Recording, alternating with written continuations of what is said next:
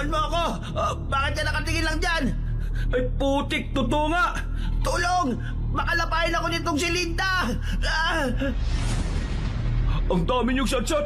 Tumakbo na lang kayo! Aray! O ayan, tanga! Hindi tumitingin sa dinaraanan! Tayo! Bilisan mo! Mga kasama, unti-unti na silang umatras. Isa lamang ang ibig sabihin nito. Nagwagi tayo ngayong gabi.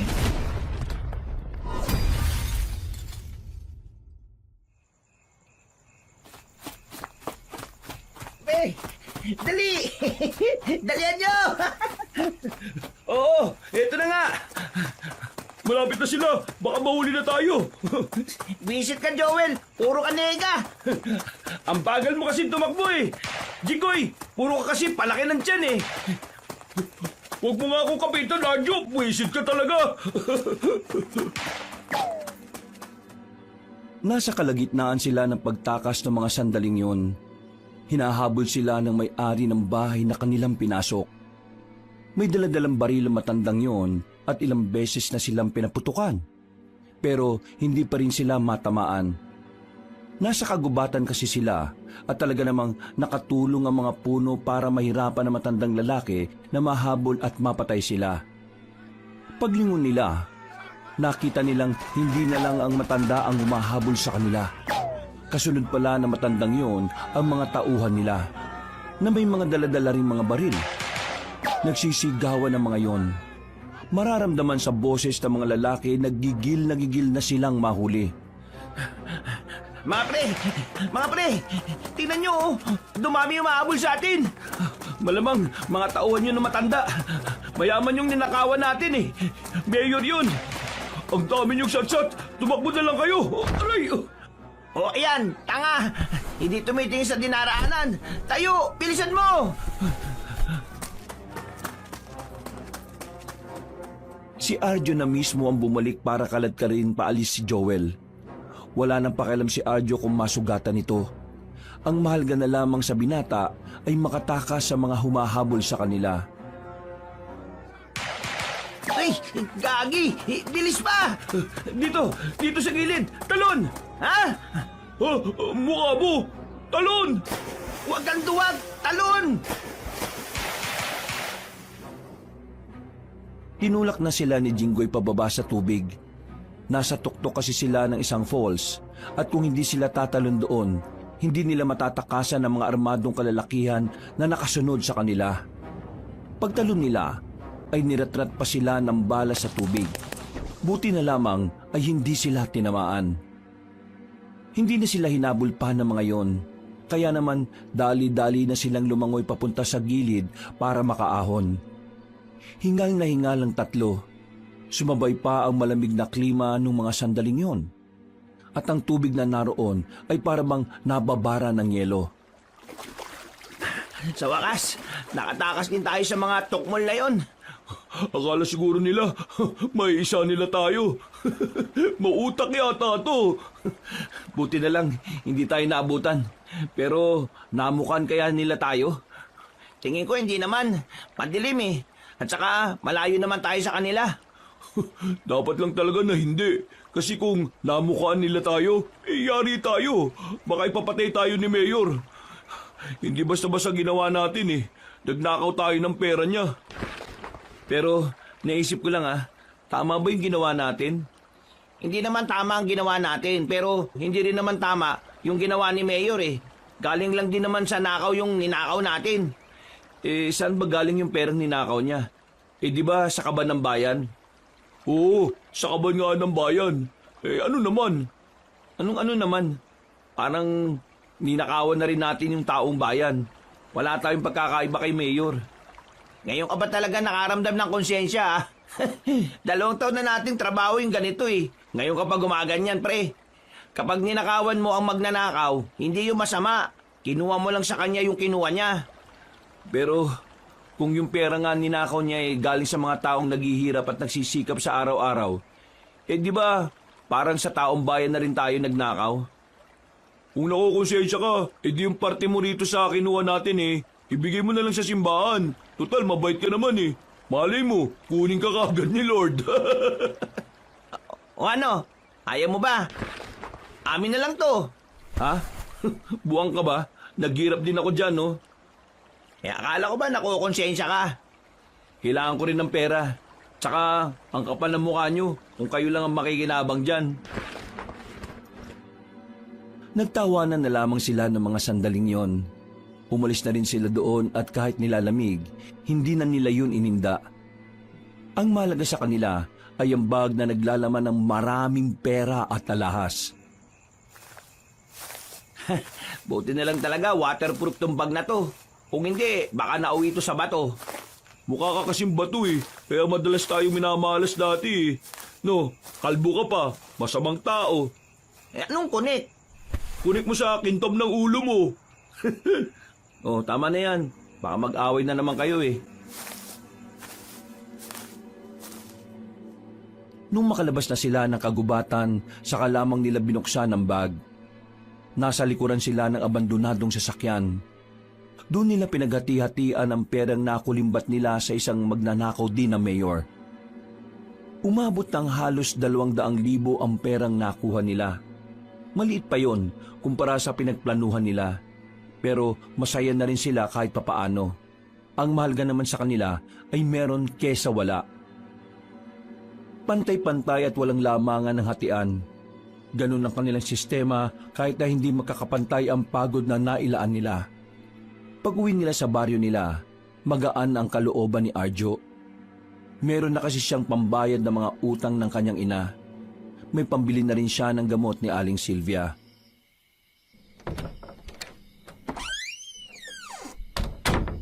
Nay, nandito na ako. Nandito ka na pala, anak. Teka, bakit parang basang-basa ka yata?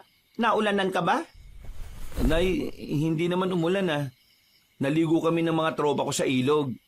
Biglaan kasi, kaya wala akong dalang damit. Ano yung dala mo? Prutas. Napadaan ako sa palengke. May nakita kong bukas pa eh.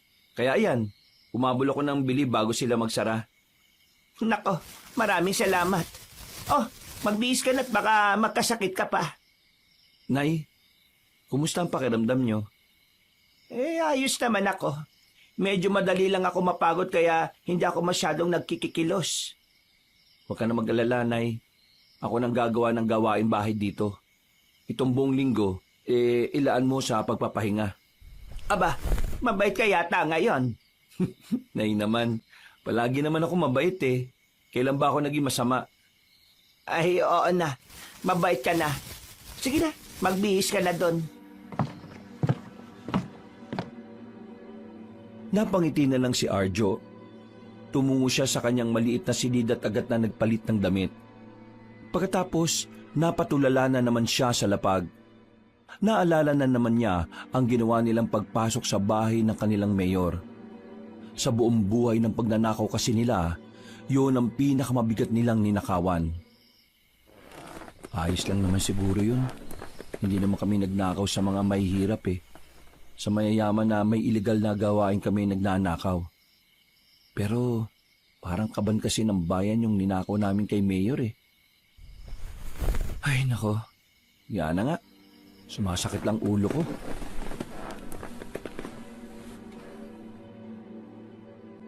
Humiga na lamang ang binata. Nakatulog agad siya sa sobrang pagod. Ilang araw din kasi nilang pinagplanuhan ng ginawa nila. At sa mga sandaling yun niya lang talaga naramdaman ang matinding pagod. Kinabukasan ay nagising siya nang makaramdam na siya ng gutom. Naalala niyang hindi nga pala siya kumain. Buti naman at nagising ka na. Mag-aalas 9 na oh. Mag-almusal ka na. Ay, salamat Nay. Naganda ka pa pala talaga na almusal ko ah. Lagi naman ako naghahanda ng makakain mo Umupo na lang si Arjo. Susubo na sana siya ng masarap na itlog na medyo sunog nang biglang magsalita ang kanyang ina na siyang nagpatigil sa kanya. Nabalitaan mo na ba yung nangyari? Ho? Kagigising ko lang, Nay. Ano ba yun? Si Mayor daw. Napasok na mga magnanakaw ang bahay. Nasamid si Arjo dahil sa kanyang narinig. Hindi niya alam kung papaano siya tutugon sa sinabi ng ina. Hindi kasi alam ni Aling Silvia ang trabaho nilang magkakaibigan. Wala itong kamalay-malay na ang perang dinadala niya sa bahay ay galing pala sa nakaw. Alam mo, ang mga magnanakaw na yan, mga walang puso yan eh. Dapat sila ang nabubulok sa impyerno.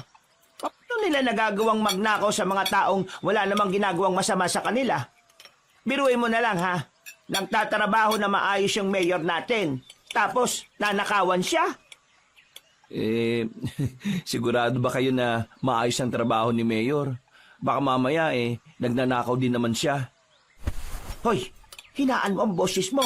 Baka may makarinig sa'yo. Ikaw talaga, ang bait ni Mayor na. Malit ka pa lang ang pamilya na nilang nangangalaga dito sa atin. Kaya mabuting tao si Mayor. Kaya nga nakakagalit kasi siya pang ninakawan. Yung mga magnanakaw na yan, mga tamad magtrabaho. Palibasa hindi yata naturuan ng mga nanay ng magandang asal. Nako, mga magnanakaw sana mamatay na. Hindi malaman ni Arjo kung papaano niya tatanggapin ang mga sinasabi ng kanyang ina. Kulang na lang ay bigla na lang siyang himatayin dahil lahat ng sinabi ng matanda ay salung-salo niya. Nung puntong iyon, nakaramdam na naman siya ng konsensya. Pero pilit niyang nilalabanan yon. Mas kinakapalan na lang niya ang kanyang mukha at palaging iniisip na wala siyang ginagawang masama. Matapos kumain, ay agad siyang nakipagkita sa mga kaibigan niya. Sa bakuran pa lang ni Jinggoy, naamoy na niya ang alak. Sakto naman na naroon din si Joel. Pero normal lang si Joel dahil hindi naman ito nag-iinom ng alak. Oh, anong nangyari dyan? Malamang lasing. Pagka-uwi kagabi, nakita ko nag-inom ka agad eh. Di na talaga uuwi yung asawa niya? Hindi na. Sabi niya sa akin kagabi, nalaman niya na magpapakasal na yung asawa niya sa iba. Aray ko, sakit naman nun. Ito naman kasi si Jinggoy eh. Kung noon pa lang pinakasalan na niya si Linda, hindi sana walang naging problema. Para kahit nakahanap na yun ng iba hindi naman makakapagpakasal. Hindi naman kasi yung kasal ang problema. Ang problema niya yung katotohanan na hindi na nga talaga siya mahal ng dati niyang asawa. Correction lang ah. Hindi naman niya asawa si Linda kasi hindi naman sila kasal eh. Kalibin lang. Ay, oo nga pala no.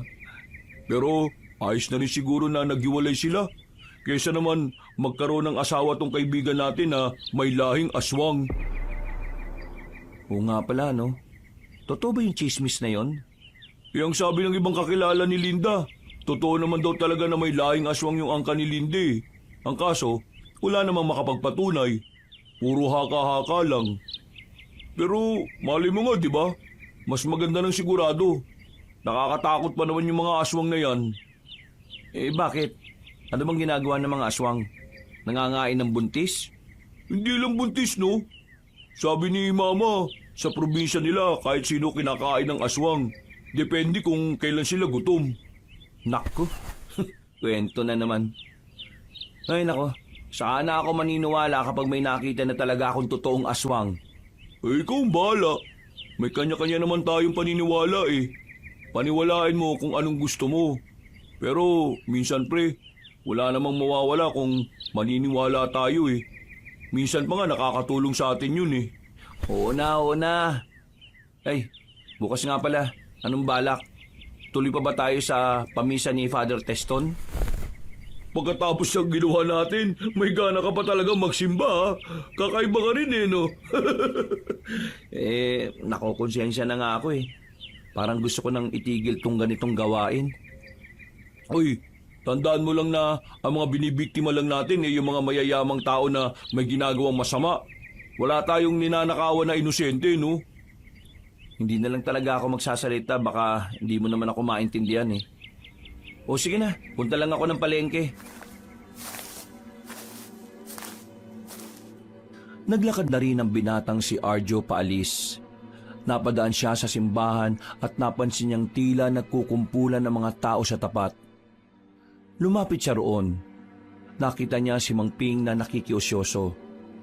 Si Mang Ping ang dating barangay kagawad na napilitang mag-resign dahil na rin sa katandaan.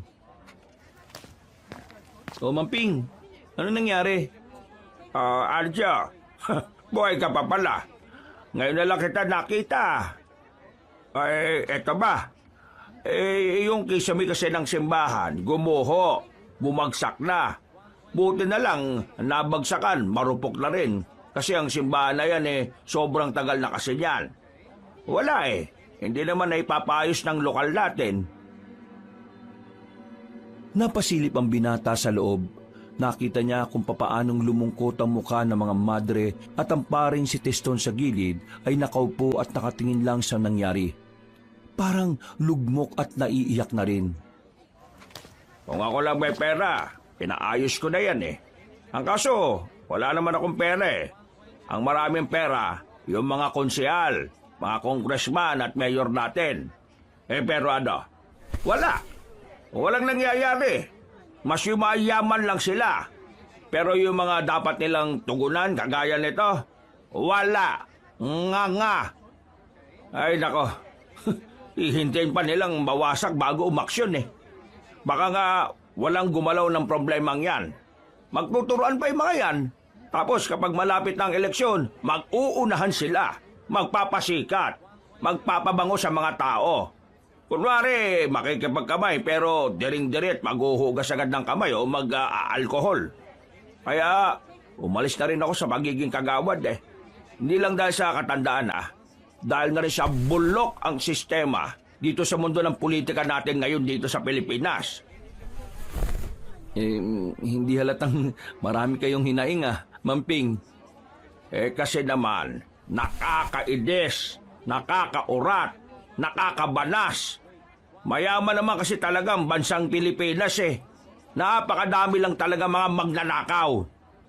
Paano kaya nila nasisikmura na yung pinapakain nila sa mga pamilya nila galing sa nakaw, galing sa panloloko, galing sa masama?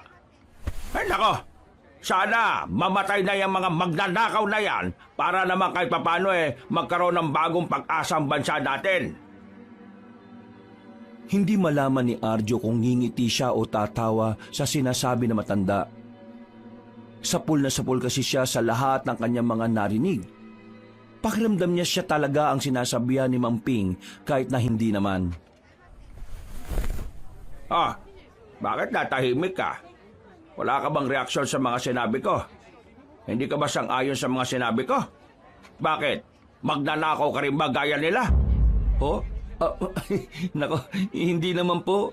Namamanghalang ako sa inyo.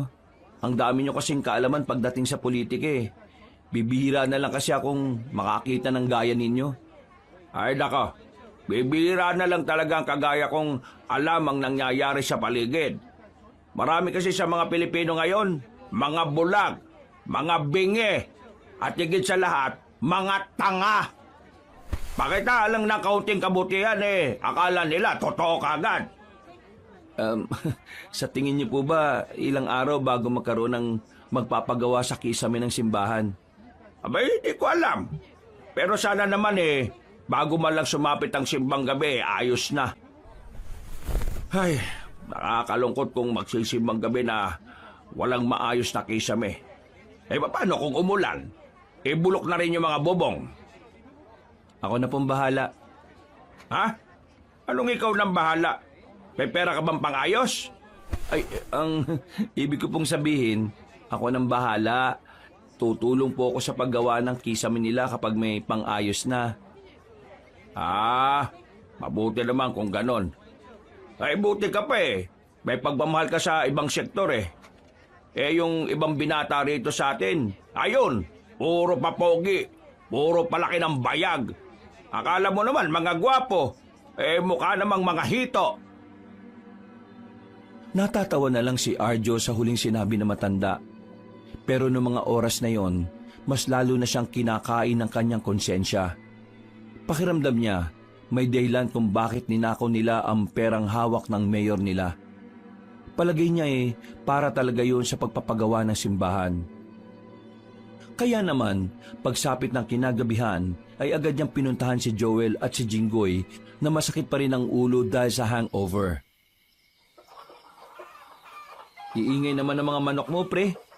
Aadubuhin ko yan. Uy, wala kang karapatang mag-inarte, no, Arjo? Nasa balwarte ka nila. Ano bang sasabihin mo? Sabihin mo na kasi, may gagawin pa ako eh. Gusto ko sana yung ninakaw natin pera kay Mayor, i-donate na lang natin sa simbahan. Nasira kasi yung kisame dun eh. Ilang araw na lang bago ang simbang gabi. Baka walang magamit na simbahan ng mga tao. Ay, ang bira ka naman. Nagpakahirap tayo. Nalagay ang buhay natin sa alanganin tapos ibibigay lang natin sa simbahan. Hindi mo ba mahal si Lord? Yan ka na naman eh. Tumigil ka nga. Arjo, alam mo naman na hayaan natin yung ginawa kasi may mga pangangailangan tayo. Ako, kailangan kong tubusin yung nakasanlang lupa ni tatay. Hindi naman natin yung pera eh. Pera yun ng taong bayan. Hindi pera ni Mayor ang kinuha natin. Kung iniisip nyo, nakaw niya lang yun na galing din sa mga tao. Kaya ngayon, mas maganda nang ibalik natin sa mga tao yung kinuha nila. Pambira ka naman talaga oh. Kapag ikaw talaga na konsensya, sira lahat ng pinaghirapan natin eh. Paano na tong lupa ni tatay? Basta, ako, ibibigay ko sa simbahan ng lahat. Wala pa naman akong naibabawas eh. 500 pa lang. O sige, ganito na lang. Hahatiin ko sa kalahati. Yung kalahati, ibibigay ko sa simbahan. Yung kalahati, sa lupa ni tatay. Ganon din sa akin. Yung kalahati, bibigay ko na rin sa simbahan. Yung kalahati naman sa akin. Hindi ba pwedeng buo na lang?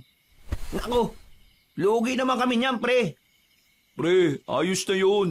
Buti nga, nakonsensya pa kami. Walang ya. May konsensya nga, kalahati lang naman. Ang malaga, meron kaysa wala. Hindi na tumutol pa si Arjo sa gusto ng dalawa. Ang inisip na lang niya ay kahit papaano meron pa rin mapupunta sa simbahan. Nang sumapit ang kinagabihan, dala-dala na nila ang isang bag na naglalaman ng pera. Marahan silang lumapit sa simbahan. Nakita nila ang mga madre na naroon, naglilinis ng mga kalat na nagmula sa kisame. Sigurado na ba talaga tayo sa gagawin natin? Wala na magbabago ng isip? Ako hindi. Eto lang naman si Arjo mapilit eh. Bakit ba kasi dinapuan pa to ng kabaitan eh? Manahimik na nga muna kayo. Baka marinig pa tayo rito eh. Ako pa mapapahama kasi ako ang lalapit dun. Kung ibigay mo na lang sa kanila at sabihin mong galing sa isang mayamang tao. Buang ka ba? Di napaghinalaan naman ako. Baka mamaya isipin pang ito yung perang ninako kay Mayor eh. Hindi ka talaga nag-iisip kahit kailan, Joel eh, no? Huminga ng malalim si Arjo. Tumingin-tingin siya sa paligid niya. Kinakabahan ng binata. Namamawis ang kanyang palad. Batid niya na kapag may nakakita sa kanya, matatapos na ang maliligayang araw nilang tatlo. Nang makakuha siya ng tamang pagkakataon, mabilis siyang tumakbo at agad na hinagi sa loob ng simbahan ng bag. Tumakbo naman siya kaagad pabalik. Mula sa kanilang kinalalagyan, nakita pa nilang may mga madre nang lumapit sa bag. Nagsigawan ng mga madre, paulit-ulit na pinasasalamatan ng Panginoon. Pero walang kaalam-alam ang mga yon na galing sa nakawang pera. Tayo dapat ang pasalamatan nila, no? Kasi tayo ang kumuha nun kay Mayor. Bakit? Ikaw ba si Lord? Tayo na nga, umalis na tayo. Nagawa na natin ang dapat. Wala nang sinayang na oras ang magkakaibigan. Bago pa sila makita ng mga tao, ay agad na rin nilang nilisan ang lugar na yon. Magaan ang pakiramdam ni Arjo. Pakiramdam niya talaga. Nagnakaw sila ng pera para makatulong sa simbahan. Kung siya ay masaya at maluwag ang paghinga, ang dalawang kaibigan niya ay tila nang hihinayang. Oh, bakit ganyan ang mga mukha nyo? Dapat nga masaya kayo kasi may natulungan tayo, di ba?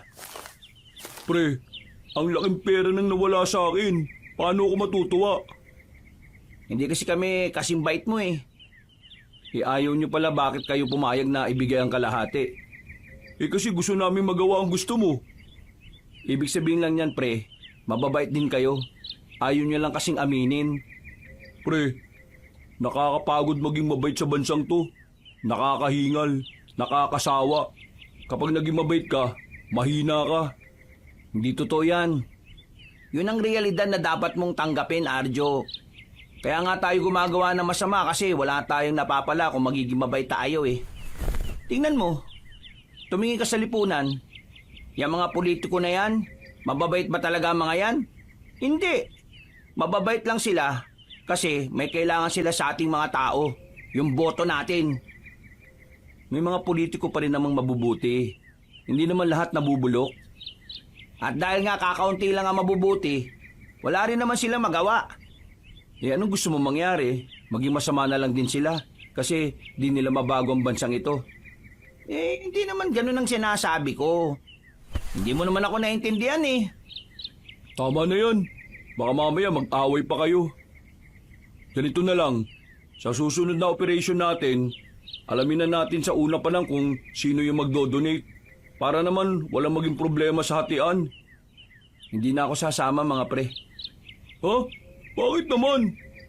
Magbabagong buhay ka na? Gusto ko nang magbagong buhay. Para na lang sa nanay ko. Naawa ako sa kanya eh. Kapag nalaman niya itong ginagawa natin, baka magalit siya at itakwil niya ako. Bakit? May bala ka bang sabihin sa kanya balang araw? Kasi, di ba mabait ka? Ang mabait hindi nagsisinungaling. Yun na nga ang problema ko eh. Ayos lang sa akin kung magbago ka. Ikaw kasi, may pamilya ka pa. Nandun ka sa nanay mo. Ako, wala na. Kaya ayos lang sa akin na dito na ako habang buhay.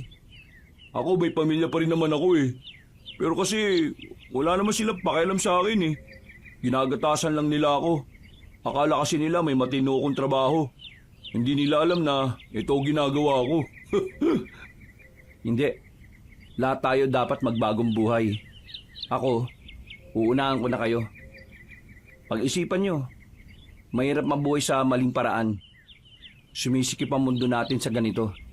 Lalo na't mga masasamang tao rin ang ninanakawan natin. Ano? Magbago? Di ko alam ha. Basta ako, iniisip ko pa rin yung asawa ko. O bakit? Aasa ka pa bang babalik siya? Hindi pre. Anong inaano mo dyan? Nagpunta kasi doon pinsan ko na isa para maningin lang utang. O tapos? May sinabi sa akin pinsan ko na hindi ko alam kung totoo ba o hindi. Pero kasi naiisip ko pa rin hanggang ngayon eh. Ano ba kasi yan? Pabiting ka pa eh. Sabi kasi ng pinsan ko, parang nakita niya si Linda na iba yung itsura. Ha? Paanong iba yung itsura? Palagi naman pangit yung asawa mo. Uy, bibig mo naman. Ano nga? Sabi ng pinsan ko, parang haba ng dila ni Linda. Tapos yung mukha niya naman parang kulubot daw. Sa halip nga na singilin niya, tumakbo na lang daw siya eh. Nung una, hindi ako maniwala.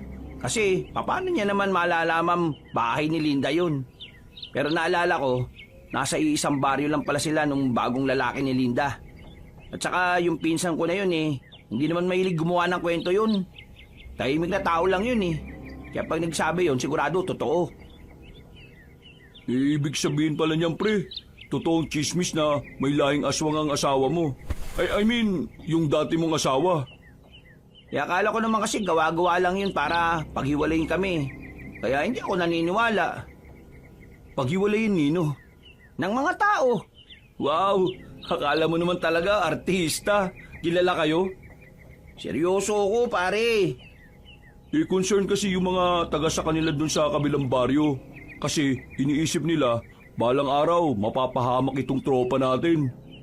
Basta pre, wala akong napapansin sa kanya na ganun mula nang magsama kami. Ngayong naghiwalay na kami, doon na talaga lumabas yung pagiging niya. Baka naman kaya siya nakipag-iwalay kasi ikaw lang din ang iniisip niya, di ba? Ibig sabihin, mahal niya pa ako. Ito talaga si Joel. Pinaasa na naman si Jinggoy. Basta mga pre, pakiramdam ko talaga aswang siya malalaman lang natin yan kung pupuntahan natin. Kayo na lang. May gagawin pa ako eh. Sus, natatakot ka lang eh. Bakit naman ako matatakot kung alam kong hindi naman yung totoo, di ba? Para nga malaman natin kung totoo o hindi, sumama ka sa amin. Wala namang mawawala, di ba? Oo nga, sumama ka na sa amin. O baka naman kasi takot ka lang talaga. O di sasama ako. Takot ang putik. Nung gabing yun, wala silang sinayang na oras. Agad-agad silang nagtungo sa kabilang baryo para tingnan kung totoo nga ba ang kanilang hinala na aswang si Linda. Lungyang bayan. Labas pa lang, alam mo nang hindi na nakakatuwa eh. Dilim naman ang bahay nila. Wala ba silang ilaw? Dami niya namang satsat. Tara na, lumapit na tayo.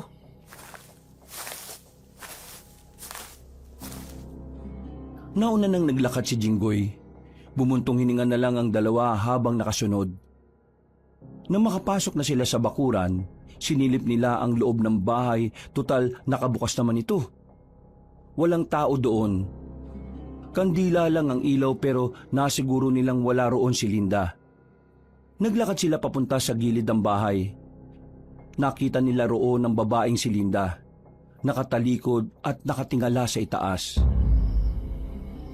Linda, mahal? Pre, hindi ka naman yata niya narinig eh. Lapitan mo kaya? Baliw ka ba? Paano kung totoong aswang yan? Eh di sinakmal siya. Linda, naririnig mo ba ako? Ako ito, si Jinggoy. Nandito ko para... Ha? Uy, gagi! Mga pre! Una na ako sa labas ha! Ikaw pala duwag eh. Napailing na lang si Arjo. Nanatili siya roon kahit na medyo nawiwirduhan na siya sa mga nangyayari. Biglang nakaisip naman si Jinggoy na lapitan ng babae. Nangawakan na ni Jinggoy si Linda, bigla na lamang yung humarap ng may nakakatakot na muka. Maging si Jinggoy ay napaatras na rin. Aalis na sana sila nang biglang pumaibabaw ang babae kay Jinggoy. Tulungan mo ako! Bakit ka nakatingin lang dyan? Ay putik, totoo nga! Tulong! Makalabahin ako nitong si Linda! Agad na hinubad ni Arjo ang kanyang sapatos at agad na sinampal sa muka ang babae. Nang makaramdam ng pagkahilo si Linda, ay dali-dali na silang tumakbo. Hinilan nila si Joel na naabutan nilang nasa labas. Hindi na rin naman sila hinabol ni Linda, kaya agad na rin silang nakalabas sa baryong yon. Gagi pre! Buti na lang, hindi talaga kayo nagkatuluyan. Totoo nga ang aswang. O ano, tameme ka no? Bakit? Bakit naging ganun siya? Hindi pwede yun. Isa lang ang ibig sabihin yan. Ngayon na yung tamang panahon para maging aswang siya. Hindi pa rin ako makapaniwala. Nangihinayang ako sa kanya eh. Totoo nga talagang aswang eh, no? Ay naku, paulit-ulit ka. Para kang sinampla ka. Eh ano namang gagawin natin ngayon mga pre? Wala. Wala tayong pagsasabihan na aswang si Linda. Baka tugisin siya ng mga taong bayan, pre. Hindi ko kayang malaman na pinatay siya ng mga tao. Ay gagi, paano kung siya na mismo magpakita sa tao? Eh, sana, wag. Baka naman makapanakit siya ng ibang tao, pre. Naku, malilintikan tayo niyan. Ipagdasal na lang natin na sana hindi ganun na mangyari. Ipagdasal? Ngayon magdadasal tayo eh. Kanina lang sa simbahan ang sama-sama ng ugali natin. Huminga na lang ng malalim si Arjo. Nawiwindang siya sa naranasan nila. Akala nila kapag nakauwi na siya ng bahay ay mababawasan ang stress na dinaranas niya sa nangyari.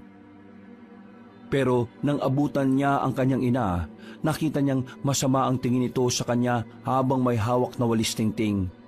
Bigla na lamang siya nitong pinagpapapalo. Wala siyang ideya kung bakit. Aray! Nay! Bakit ba kayo nananakit? Aray! Ano bang problema ninyo? Bakit ako nananakit? Hindi mo pa pala talaga alam? Nay naman, hindi naman ako magtatanong kung alam ko eh. Lasing ba kayo, Nay? Anong lasing? Buwang ka na ba? Kailan ako nag-inom? Ano ba kasing problema nyo? Problema ko? Ikaw! Hindi ko alam kung saan ako nagkulang sa pagpapalaki sa'yo. Bakit ka humantong sa ganyan? Akala mo siguro hindi ko malalaman? Ang alin? Yang ginagawa mong pagnanakaw. Natameme ang lalaking si Arjo nang marinig yun mula sa kanyang ina. Tila nanlambot ang kanyang tuhod.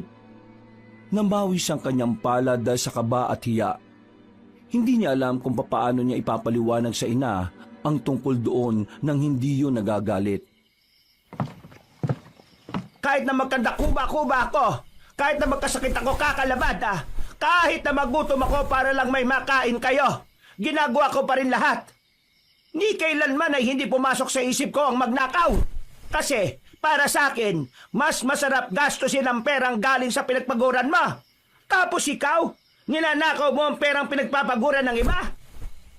Nay, yung mga kinukuha naman namin ay hindi naman mga mabubuting tao. Galing din sa mga masasamang tao ang mga pera na yon. Eh di, anong pinagkaiba mo sa kanila? Nagnakaw ka pa rin. Masama ka pa rin tao sa ginagawa mo. Sino kasama mo? Si Joel? Si Jinggoy? Ano? Gaano mo na katagal ginagawa ito? Nung nakaraang taon lang ho. Eh bakit mo ito ginawa? Kasi gusto ko na kagad kayong maging masarap ang buhay, Nay. Naawa na ako sa inyo eh. Eh bakit ayaw mo magtrabaho ng maayos? Hindi ako yayaman kung mangangamuhan lang ako, Nay. Hindi kita kayang paunlarin kung magiging empleyado lang ako. Walang nayaman sa pagiging empleyado. Sa tingin mo, may mga yumaman sa pagnanakaw? Oo, Nay. Tumingin ka na lang sa mga politiko ngayon. Teka nga, umamin ka nga sa akin. Kayo ba ang kumuha ng pera ni Mayor? Opo, kami po. Pero binigay namin sa simbahan ng pera. Yung sa akin, buo. Sa mga kaibigan ko, kalahati lang. Binigay namin doon kasi naisip ko, pera ng taong bayan yun eh. Diyos ko, alam mo bang pinapahanap na ni Mayor ang magnanakaw ng pera niya? Alam ko naman yun, Nay. Kaya nga nag-iingat kami. Ay nako, sumasakit ang ulo ko dahil sa iyo, Arjo. Hindi ko alam ang gagawin ko sa iyo. Napakalaking gulo ng pinasok mo. Nakakasama ka ng loob. Matagal mo na palang ginagawa yan. Siguro lahat ng ibinibigay mong pera sa akin may mga galing sa nakawan na. Paano mo nasisikmura ang ganon? Ay, nakakahiya ka. Nakakadismaya ka. Mataas pa naman ang tingin ko sa iyo kasi akala ko yung malaking pera na sinasahod mo galing sa marangal na paraan. Palagi pa kitang ipinagmamalaki sa mga amiga ko. Nay, patawad ho. Pero gusto ko na rin pong magbagong buhay. Abay dapat lang. Kasi kung hindi ka magbabago, itatakwil kita bilang anak ko. Mas pipiliin kong mabuhay na lang sa mundo na mag-isa kaysa may kasama akong magnanakaw sa loob ng bahay.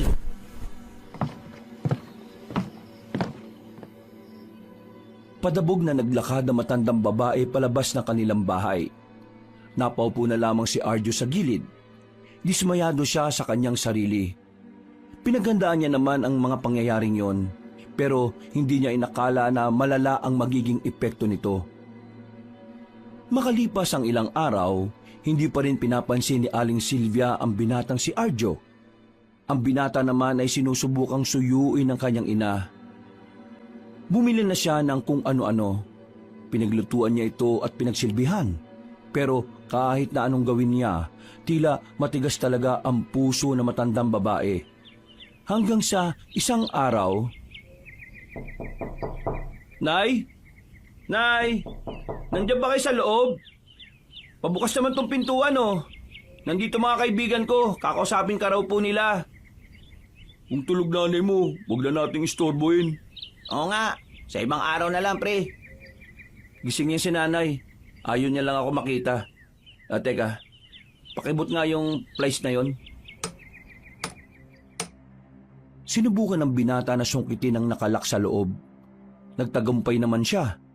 Nang mabuksan na nila ang pintuan, laking gulat nila nang maabutang nasa sahig na ang matandang si Silvia.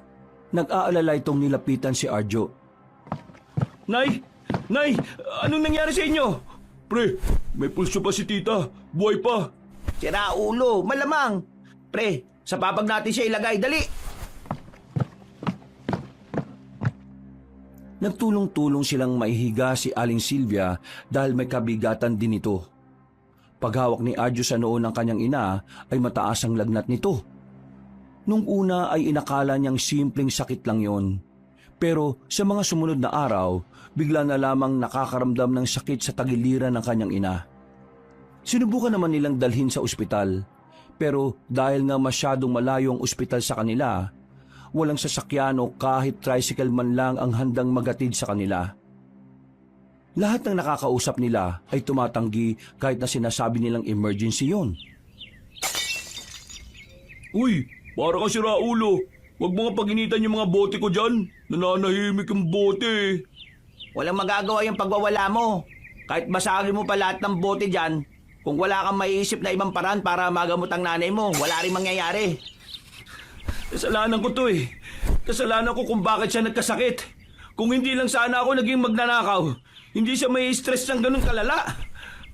Hindi ito ang tamang oras para sisihin mong sarili mo, pre. Ikaw na lang ang inaasahan ni Aling Silvia. Kung pati ikaw magiging mahina, sinong tutulong sa kanya para gumaling? Tama si Jinggoy, pre. Kailangan mo maging matatag. Iklaro mo muna yung utak mo para makapag-isip ka ng maayos. Kailangan niyo ba ng tulang? Napalingon ng 3 binata sa labas nang marinig nila ang tinig na yon ni Mang Ping, ang dating kagawad ng kanilang baryo. Pumasok ito ng bakurang kahit hindi nagpapaalam. May alam po ba kayong sasakyan na makakapagatid kay nanay sa ospital? Sumakit daw kasi yung tagiliran niya eh. Hirap na raw siya. Wala akong kakilala na may sasakyan, pero meron akong alam na makakagamot sa kanya. Sinong doktor yan? Gagawin ko ng paraan para mabayaran siya. Hindi siya doktor. Ano? Mekaniko? Malay mo, engineer. Maluluwag yata tornilyo ng mga utak nyo, no? Mamaya na nga kayo magsalita dyan. Talagang dalawa oh. Isa siyang albularyo, manunugis, mandirigma at amasona. Albularyo at ano? Basta, may kakayahan din siyang makagamot ng kahit na anumang uri ng sakit. Hindi ako naniniwala sa albularyo pero wala akong choice. Sige, pero saan ko makikita yung taong yun? Sa bundok ng Bolboles. Bundok ng ano? Bolboles. Mamping, pinagtitiripan niyo ba ako? Seryoso ko ngayon kasi kalusugan ng nanay ko ang pinag-uusapan natin dito. Bolboles ang putik. Magubat ba dun? Huwag ka na nga makisabat, uy. Seryoso din naman ako, Arjo.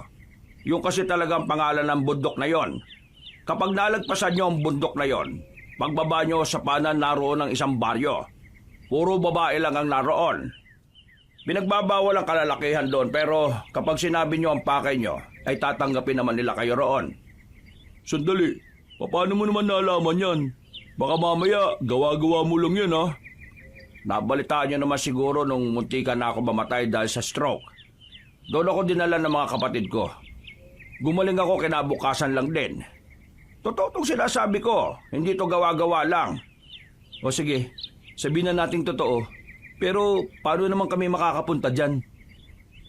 Pagpunta nyo sa baryo ng Agram, magtanong-tanong kayo kung nasaan yung tuyong ilog.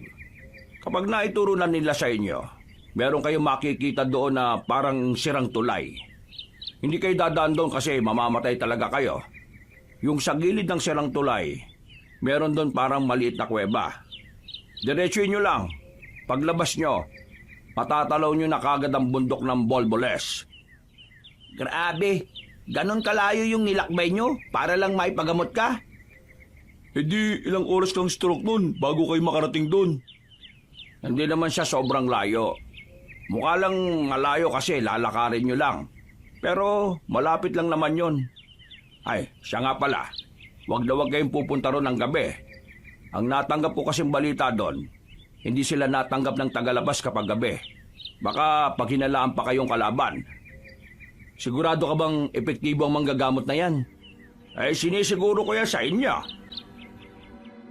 Napatango na lamang si Arjo. Kahit na papaano ay gumaan na rin ang kanyang pakiramdam. May kaunting pag-asa siyang natatanaw. Matapos ang usapan na yon ay agad na rin niyang binalikan ang kanyang ina. naabutan niya itong nakaupo. Wala na itong lagnat pero dumadaing pa rin sa sakit ng tagiliran.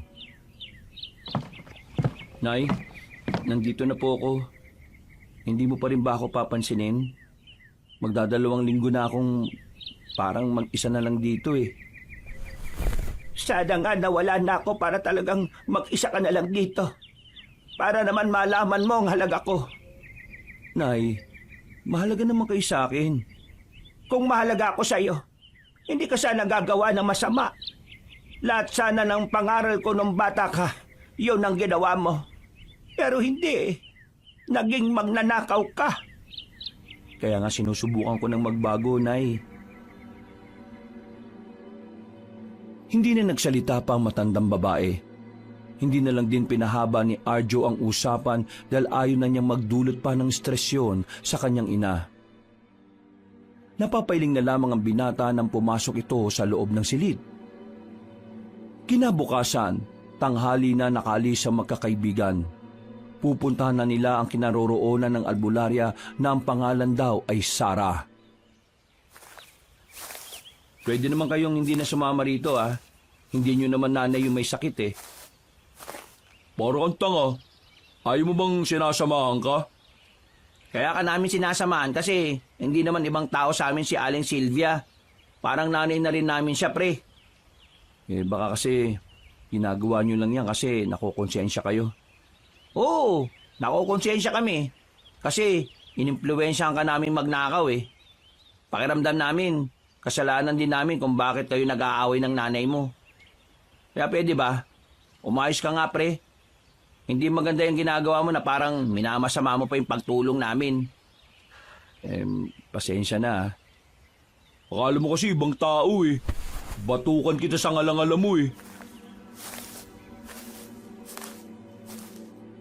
Makalipas ang halos 1 oras nilang paglalakad, sakalang nila na malaya na nasa liblib na parte na pala sila ng gubat.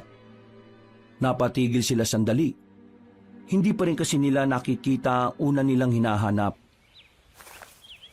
Kanina pa tayo lakad ng lakad, pero wala naman yung tuyong ilog.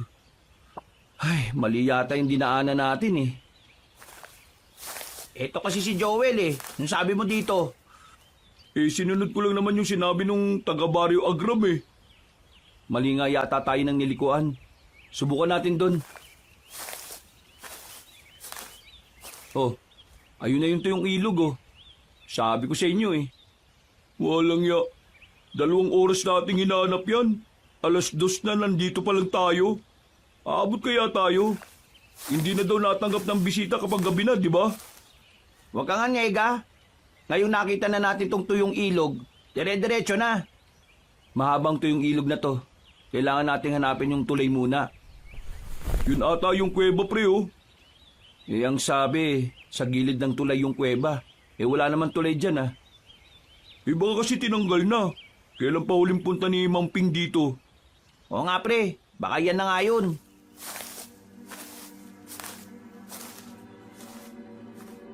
Nagmamadali silang lumapit doon. Nilabas na agad nila ang daladala nilang flashlight. Tipikal na kuweba lang naman yun, pero malaki-laki. Binilisan nila ang kanilang lakad. Paglabas nila sa kuweba, meron silang nakitang malaking bundok. Wow, malapit na tayo. Anong malapit ang pinagsasabi mo? Malaki lang yung bundok kaya akala mo malapit. Bilisan na natin, baka abutin na naman tayo ng gabi. Pumasok na naman sila sa kagubatan. Dire-diretso lang sana ang lakad nila. Ang kaso nga lang, may mga parte ng gubat na talagang kinailangan nilang lumiko. Bagay na nagdulot na sa kanila ng kalituhan kalaunan. Pambira. Tama pa ba tong dinaraanan natin? 5:00 na Hindi pa rin natin nalalagpasan yung Bolboles. Nagkamali na naman siguro tayo ng dinaanan. Kainis. Kapag kasi kayong nagsasabi ng direksyon, naliligaw tayo Oh, may bahay dun Tanungin natin yung nakatira dyan kung saan yung tamang daan. Sa pagbabaka sakaling makaalis doon, ay lumapit na sila sa bahay. ni hindi man lang sila nag-isip kung bakit may bahay sa gitna ng liblib na kagubatan. Pero bago sila makapasok ng bakuran, napanganga sila sa kanilang dinatnan. Hindi normal, hindi pangkaraniwan ang mga ganoong imahe. Mabilis silang umalis at nagtago sa halamanan. Kinusot-kusot nila ang kanilang mata. Akala nila ay panaginip lang ang kanilang nakita. Pero hindi. Totoong mga katawan ng taong pira-piraso ang nakalatag sa mahabang lamesa. Nasa bilog na sangkalan din ang hita ng isang tao. Putik, ano yung nakita natin? Shh! Huwag kang maingay. Mga pre, tao yung kinatay dun, oh. Teka, baka mamaya Ano? aswang ang nakatira dyan. Pambirang buhay to. Muli silang nanahimik na makaramdam sila ng mga yabag. Marahan silang sumilip. Nakita na lamang nila ang isang matandang lalaki na may daladalang itak. Normal lang naman ang itsura nito, pero hindi pa rin sila nagpapakita sa takot na baka sila naman ang katayin. Nilibot ni Arjo ang kanyang tingin. Inalam niya kung saan mas magandang tumakbo. Pero bago siya makakita ng tamang daan, napansin na sila ng matandang lalaki. Nakalitaw kasi ang isang paa ni Joel sa gilid. Putik, ang tanga mo naman, Joel. Mabilis lang tumakbo paalis nang makita nilang nagbago na ng anyo ang matandang lalaki. Tumakbo rin yun para sundan sila. Sa kasagsagan ng kanilang pagtakas, ay naririnig nilang tila umalulong ang aswang na humahabol sa kanila. Palagay ni Arjo, nagtatawag ng kasama ang aswang na yon.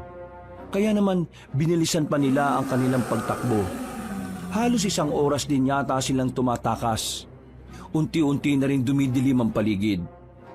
Maya-maya pa, naramdaman na lang nilang wala nang nakasunod sa kanila. Nagpahinga na muna sila sa gilid. Umupo sila sa katabi na punong balete at doon nagtago. Mukhang mas lalo tayong lumayo Wisit talagang buhay to, oh.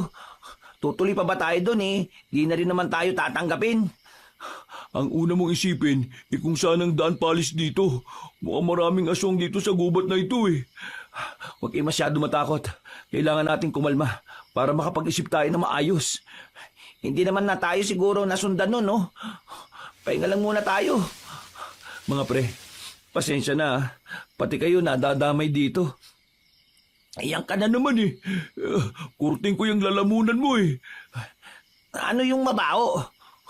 Joel, ikaw ba yung mabaho? Ay, nakatapag yata ako ng tae.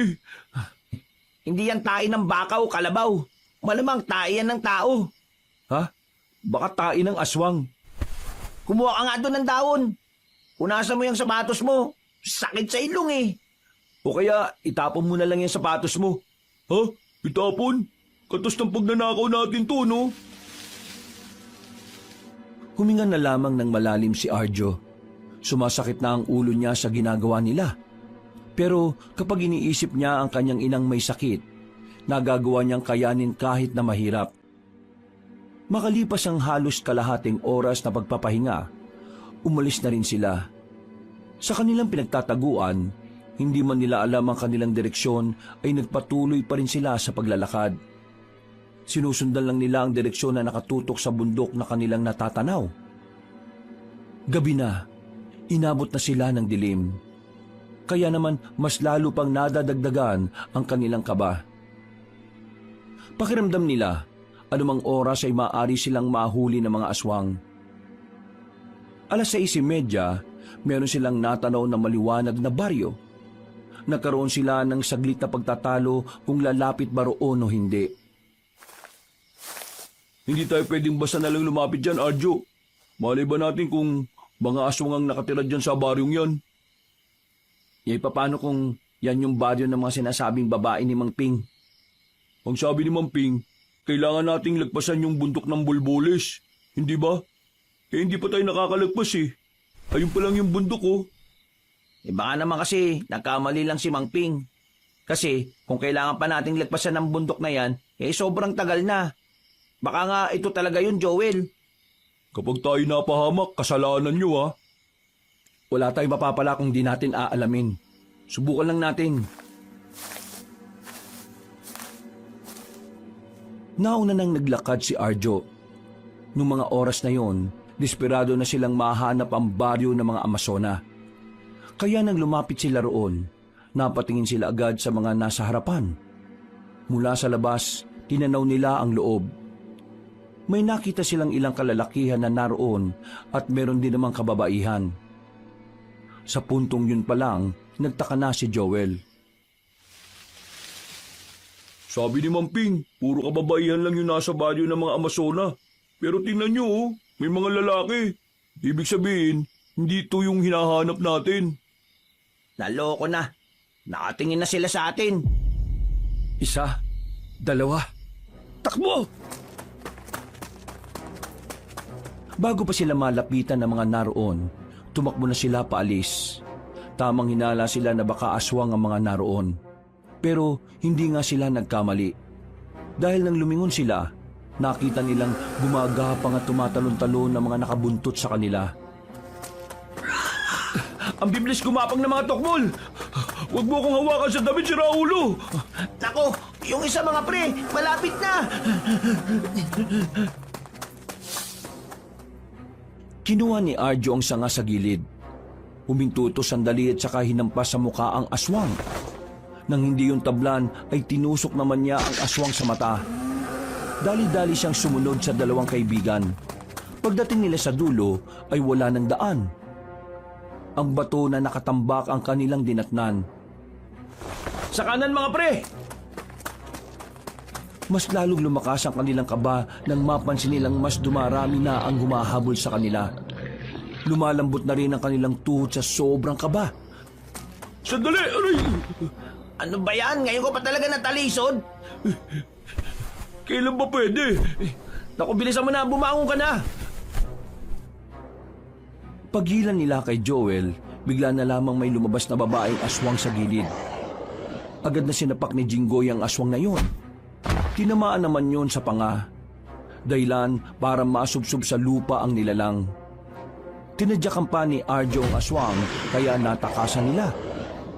Mga ilang minuto pa ang nakalipas, nagawa na rin nilang iwanan ng mga humahabol sa kanila. Hindi na sila nahanap na mga yon. Hirap na naman silang huminga sa sobrang pagod. Nakaupo lang sila sa paanan ng malaking puno. Buti naman, naiwan na rin natin. Akala ko, huling kabanata na ng buhay natin eh. Huwag tayong kampante. Gubat pa rin to, no? Playground yata ng mga aswang ang gubat eh. Kung hindi tayo makakalis agad dito, baka gawin nila tayong hapunan. Makakalis din tayo dito. Paano mo naman nasabi? Tingnan mo nga nangyari sa atin, oh. Tingnan mo, nasa panan na tayo ng bundok Bulboles. Aakyatin ba natin yan eh? Saglit na lang yan. Nang matapos na ang halos 1 oras nilang pagpapahinga, sinimulan na rin nila ang paglalakbay paakyat ng bundok. Hindi naman gaanong mataas ang bundok. Lagas na rin ang ibang puno roon, pero mas komportable silang gumalaw doon. Malapit na tayo mga pre. Malapit na. Malapit na rin akong himatayin sa pagod. Masakit na nga pa ako eh.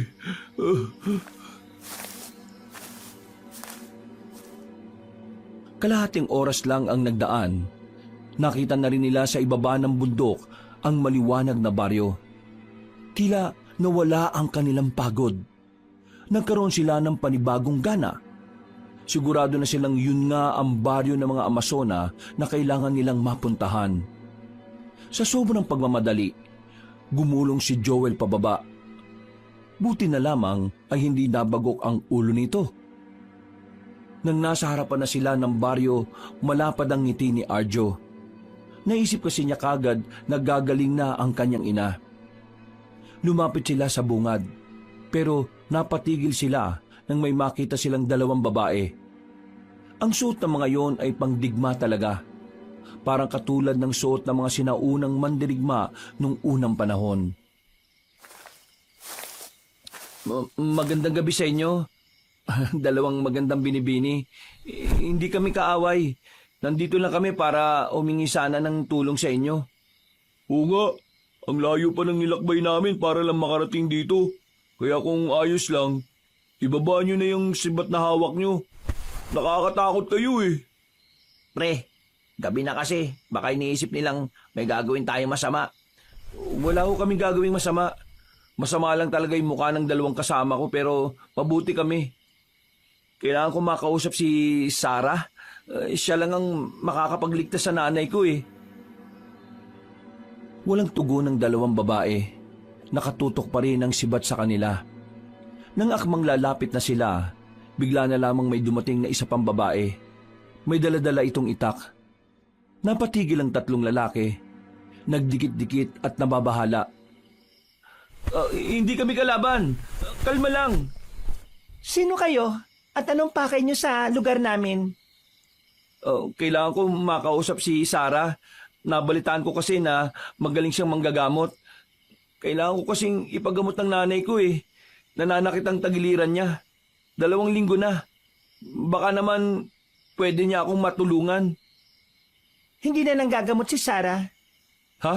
Ang sabi ni Mang Ping, manggagamot daw siya. Umalis na kayo. Hindi kami tumatanggap ng mga tagalabas lalo na't oras na ng pagpapahinga. Malas naman no. Ang layo kaya ng nilakad at tinakbo natin, makarating lang dito. Tapos ngayon, pauwi nyo lang kami na parang bata.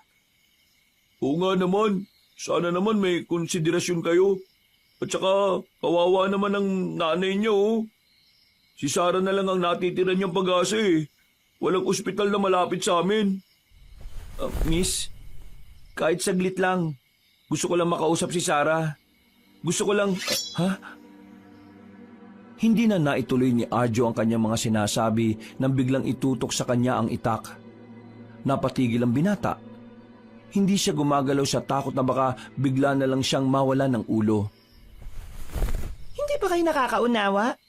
Hindi na kami tumatanggap ng panauhin sa ganitong oras. Sino mang tao ang biglang pumunta rito sa ganitong oras ay tinuturing naming kaaway. Oo, naiintindihan ko. Kalma ka lang, miss. Relax lang. Ibaba mo na yan. Wala naman kaming gagawing masama eh. Dahil nagpupumilit kayo makapasok, papapasukin ko kayo. Yun naman pala eh. Mga kasama, dakpin ang 3 yan at ilagay sa piitan. Bukas ng umaga ay lilitisin sila. Naku naman, makakapasok nga, sa kulungan naman. Teka, sandali lang, uy!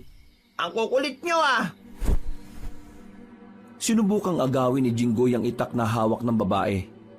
Pero laking gulat nila nang biglang bumagsak si Jinggoy sa lapag. Walang kahirap-hirap na pumaibabaw ang babaeng yon sa kaibigan nila. Tinutukan ng itak sa mata. Kung hindi kayo makikinig sa aking sinasabi, gamit itong aking itak ay kukunin ko ang mga mata mo. Una, hindi na nga papalag eh. Kalma naman. Umalis ang babae sa ibabaw ni Jinggoy at agad na rin silang dinakip. Nang kakalat ka rin na sila papasok sa loob ng baryo, lahat ng madaraanan nila ay puro babae. Masasama ang tingin sa kanila. Parang kulang na lang ay bigla silang tagain sa muka o kaya naman ay bugbugin. Hindi nagtagal, nakarating na sila sa kulungan na yari sa makakapal na sanga ng puno. Padabog pa silang ipinasok sa loob. Nauntog pa si Joel. Aray ko naman! Subukan yung tangkain na tumakas. Maaring ito na ang huling buhay nyo, mga lalaki. Naiwan silang 3 sa loob ng kulungang yon. Ang tangi lang nilang kasama ay ang 2 Amazona na nagbabantay sa gilid. Makailang ulit niya yung tinatawag pero hindi sila pinapansin. Ganito talaga mangyayari sa atin kasi gabi na tayo nakarating eh. Mas okay ng ganito kaysa naman hinahabol tayo ng mga aswang. Joel, ayos ka lang ba? Sakit ng ulo ko. Bumukol eh oh, tingnan nyo. Hindi pa natin nakakaharap yung Sarah. Baka siya yung makakaintindi sa atin. Napabuntong hininga na lamang si Arjo. Dismayado siya sa nangyari. Pero sa kabilang banda, Nakahinga na rin siya ng maluwag dahil wala na ang mga aswang na humahabol sa kanila. Dahil sa pagod at gutom, agad na rin silang nakatulog. Hindi na nila namalaya ng oras. 6:00 na pala ng umaga. Nagising lang sila nang biglang bumukas ang kulungan. Kakadilat pa lang ng mga mata nila ay hinila na sila palabas. Isang mata pa lang ang nakadilat sa akin, oh. Kumakaila ka naman eh. Dinala sila sa isang malaking kubo. Tinulak sila papasok at sabay-sabay pang nasubsob sila sa harapan ng babaeng nakaupo sa trono. Pagtingala nila, nakita nila ang babaeng yun. Namukha nila. Yun ang babaeng kumausap sa kanila nung gabi. Teka, ikaw pala si Sarah? Sarah, tulungan mo ko para sa... Hindi ko pa kayo pinapayagang magsalita. Kaya wala kayong karapatang ibuka ang inyong bibig. Pero... Anong pakay nyo sa aming baryo? Mga kampon kayo na kadiliman na pinadala bilang espiya? Tama bang hinala ko? Hindi yan ang pakay namin. Kagabi ko pa sinabi. Para lang to sa nanay ko. Meron siyang malubhang sakit. May nakapagsabi sa amin na kaya mo raw gamutin ang lahat ng sakit. Kaya ito, nagbaka sakali lang kaming pumunta rito. Oo nga, kaya sana... Hindi kita kinakausap. Ay, sabi ko nga eh. Sarah, tulungan mo ko. Alam ko may nanay ka rin. Alam mo naman siguro kung gaano kasakit makitang naghihirap ang isang ina. Kaya pakiusap. Nais mong tulungan kita ngunit wala naman dito ang sinasabi mong ina. Paano ko maniniwala sa iyong mga sinasabi kung hindi mo maipapakita ang katibayan? Hindi ko na nadala si nanay kasi sobrang layo ng lugar na ito eh. Matanda na siya. Hindi na kaya maglakad. Kung papasanin naman namin mahahamugan din. Kaya nga kami na lang muna ang personal na humarap sa'yo. Kasi gusto ko lang magamot ang nanay ko eh. Puntahan mo siya. Nagmamakaawa ako sa iyo. Lahat gagawin ko. Gamutin mo lang ang nanay ko. Biglang lumuhod si Arjo sa harapan ng babae. Hinalikan pa niya ang paa ng dalaga. Sa puntong yun, tila nagkaroon ng kaunting awa ang babae pero hindi lamang nito pinahalata. Pero sa halip na pagbigyan ng lalaki, tinulak ni Sarah si Arjo gamit ang paa nito. Tumihaya ang binata. Lalapitan sana ni Joel at Jinggoy pero pinigilan niyo ng dalawang babae na mas malaki pa ang katawan kaysa sa kanila. Grabe ka naman. Nakikiusap na nga yung tao sa iyo eh. Wala kang karapatan na humalik sa aking paa. Mababang uring lalaki ka lang. Hindi pa rin ako kumbinsido na may sakit ang iyong ina. Kaya naman, hindi ko kayo paalisin dito. Kailangan niyo munang manilbihan sa buong baryo para mapatunayan na hindi nga kayo kalaban. Manilbihan? Anong tingin mo sa amin, alipin? Ama yung sinabi, magiging alipin kayo. Ganon ang ginagawa namin sa mga tagalabas na pumapasok sa aming baryo. Sandali lang naman. Bakit kailangang umabot sa ganun? Ang gusto lang naman namin matulungan mo ang nanay ni Arjo. May sakit yung matanda. Hindi kami pwede magtagal dito sa lugar na to. Kailangan agad namin makabalik dun. Kung hindi nyo kami tutulungan, kahit paalisin nyo na lang kami. Oo nga, yun na nga lang sana. Para naman kahit papano makagawa pa kami ng ibang paraan para gumaling yung nanay na kaibigan namin. Ikinalulungkot ko. Ngunit hindi ko kayo maaaring palayain hanggat hindi napapatunayan na kayo ay mga sibilyan. Hindi ako makapaniwala na may mga tao pa palang kagaya mo. Kung magmamatigas ka, maaaring mapatagal ang pananatili nyo rito. Ngunit kung gagawa kayo ng kabutihan, maaaring mapabilis ang inyong paglaya. Wala naman kami kasalanan. Bakit nyo kami parurusahan ng ganon? Ang dami na namin pinagdaanan. Ilang gubat ang nilagpasan namin. Nadaanan pa namin yung bahay ng isang matandang aswang. Nadaanan din namin yung lugar ng mga aswang. Muntikan pa kami mamatay dahil sa mga yun. Tapos ngayon nandito na kami. Parusa pa lang naghihintay sa amin. Ano ang inyong sinabi? Baryo ng mga aswang? Oo, ang dami naming nadaanan na ganyan. At nilagpasan namin sila para lang maparusahan. Di ba ang saya? Maaari niyo ba ituro kung saan nyo nadaanan ng sinasabi niyong baryo ng mga aswang? Aha! Alam ko na! Mukhang iisa tayo ng iniisip, pre. Ito lang pala ang sagot sa problema Sasabihin namin kung nasaan ang baryong yon, kung hindi nyo kami gagawing alipin dito. Sa sinabing yun ni Arjo, ay napaayos ng upo ang babaeng si Sarah. Tila napaisip ito na parang nagninilay-nilay ang babae kung tama bang pumayag sa sinabi ni Arjo. O ano, ayaw mo pa? Hindi ko maaaring pagbigyan ng gusto mo. Maaring masira ang paniniwala namin at ang sinusunod namin batas. Eh kung ganon, wala kaming sasabing lugar sa inyo. Ganun lang naman kasimple yun eh. Hindi ko na rin magagamot ang nanay mo kapag hindi mo sinabi sa akin ang nalalaman mo. Tandaan mo, yun ang inyong pakay. Kung hindi mo sasabihin sa amin kung nasaan ang baryo ng mga aswang, hindi ko gagamutin ang nanay mo. O tapos ano, kapag sinabi namin, magiging alipin pa rin kami? Oo, pero ang mahalaga, gagamutin ko ang nanay mo. Hindi pwede. Ang gusto namin, huwag nyo kaming alipinin at gamutin mo ang nanay ko. Dahil nauubos na ang oras. Abusado ang kondisyon mo. Isa lang ang sa akin, pero sa inyo ay 2. Uy, mag-isip ka nga. Kung hindi nyo malalaman kung nasaan ang baryo ng mga aswang, baka magpunta pa sila sa ibang baryo at makapanggulo sila. Isipin mo na lang na maraming masasayang na buhay dahil lang wala kayong nagawa. Kaya nyo ba yon? Oo nga naman. Mukha pa naman kayo mga kumakalaban sa mga aswang. O ano, papayag ka na ba sa deal natin? Nag-isip ng maigi ang babae. Sandali itong natulala at nakatingin sa malayo. Mga ilang sandali lang ay tumayo ang dalaga. Lumapit ito kay Arjo at inutusang tumayo. Sige, pumapayag na ako sa gusto mo mangyari. Ngunit ito lang ang sisiguraduhin ko sa inyo. Sa oras na kayo ay nagloko at nililinlang lang kami, pupugutan namin kayo ng ulo. Ha? Una, payag na kami. Basta kapag natapos na ninyong patayin ng mga aswang, gawin nyo gusto namin ha. Gamutin nyo ang nanay ko ah. Marunong akong tumupad sa napag-usapan. Dahil ang kagaya ko ay kailanman hindi umaatras sa kasunduan. Welga, Nulja, dali nyo sila sa maayos na silid. Bigyan ng pagkain at bigyan ng maayos na mapagpapahingahan. Itrato sila bilang mga bisita. Yan ang gusto ko. Ngunit sa oras na may gawin silang hindi kaaya-aya na lihis sa ating paniniwala at kultura, sila ay nararapat lamang na parusahan ng naaayon sa batas ng mga Amason ng mandirigma. Hindi na nakapagsalita pa ang 3 binata. Natameme sila.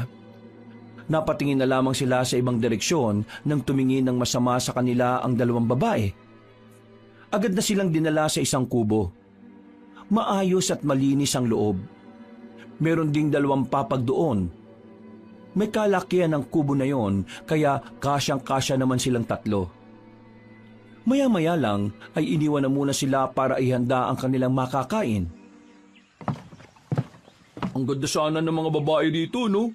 Kaso, ang lalaki rin ng muscle. Mas malaki pa sa akin eh. Uy, hinaan mo ang boses mo. Kapag narinig nila yung pinagsasasabi mo, baka isipin nilang nilalabag natin kultura nila. Binabastos natin sila. Kailangan muna nating magpakabait dito. Ang mahalaga, wala silang ginagawa sa atin. Pero, natandaan niyo ba kung saan yung baryo ng mga aswang? Ang dami na nating nadaanan kaya nakakalimutan ko na eh. Oh, akala ko ba alam nyo? Eh ikaw, Hindi ko rin matandaan eh. Joel, ikaw ba? Ay, pambihira naman talaga oh. Akala ko naman naaalala nyo. Hala, anong gagawin natin ito? Hindi mo rin naaalala? Diyos ko naman oh. eh paano yan? Eh di magpanggap na lang tayong alam natin. Madadaanan naman natin siguro yung gubat eh. Eh kung malaman nilang nakalimutan natin, ugot ang ulo natin. Kailangan natin galing ang magpanggap mamaya. Kapag nabuko nila tayo, siguradong tapos ang buhay natin. Pero dapat subukan pa rin nating maalala. Napabuntong hininga na lamang ang binatang si Arjo. Pero nararamdaman niya ang kakaibang kaba sa kanyang dibdib. Kaba na hindi niya nararamdaman nung hinahabol siya ng mga aswang. Maya-maya pa, dumating na rin ang kanilang pagkain. Gutom na gutom silang 3 kaya agad-agad na rin nilang hinilantakan ang mga nakalatag sa pagkainan. Pagkatapos nilang kumain, hinayaan na silang makapagpahinga. Bandang 5:00 ng hapon, ginising na rin sila ng mga babae. May mga daladala ng mga sandata mga yon. Kitang-kita na handang-handa na mga yon.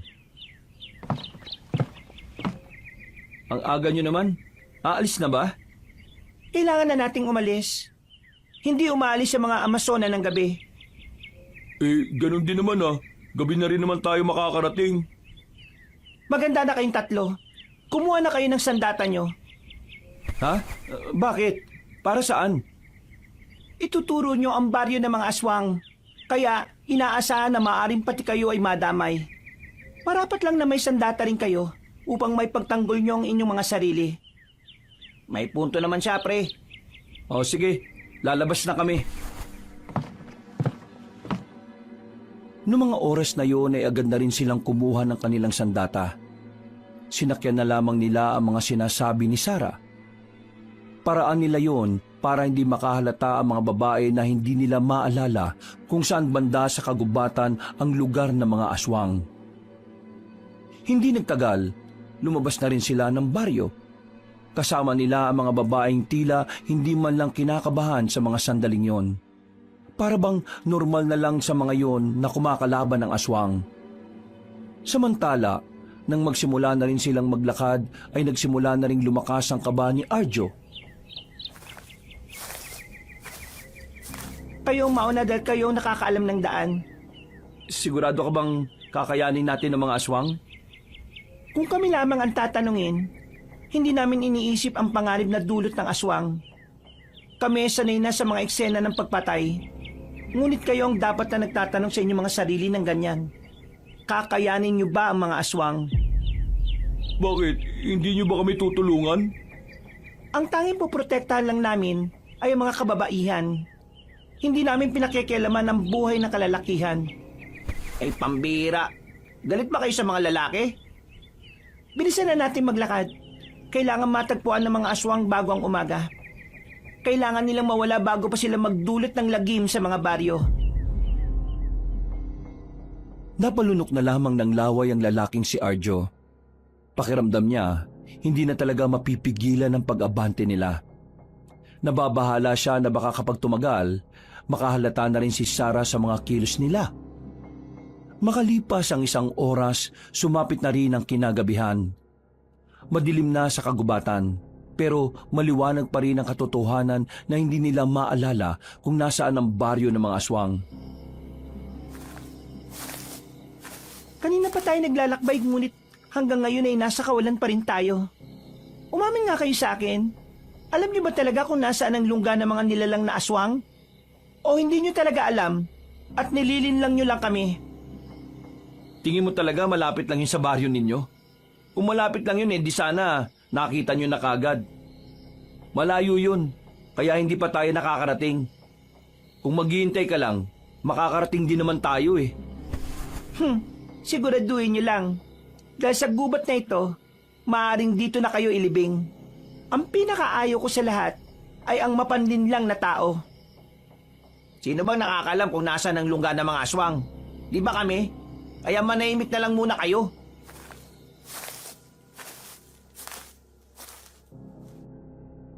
Hindi na nagsalita pa si Sarah, pero nakahawak ito sa itak, na parabang handang-handa na itong paslangin sila sa oras na sila ay mabuko.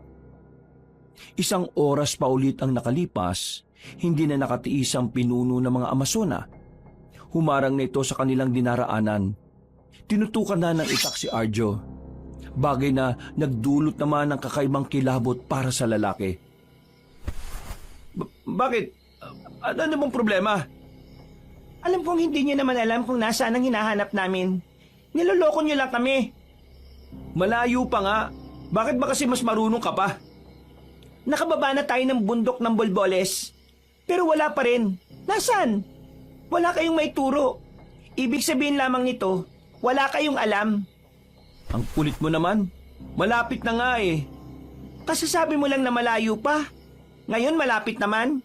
Halatang nagloloko ka eh. Patay na. Nako, naloko na talaga. Hindi nyo alam. Oo na. Hindi na namin may tuturo. Pero totoong nadaanan namin ang baryo ng mga aswang.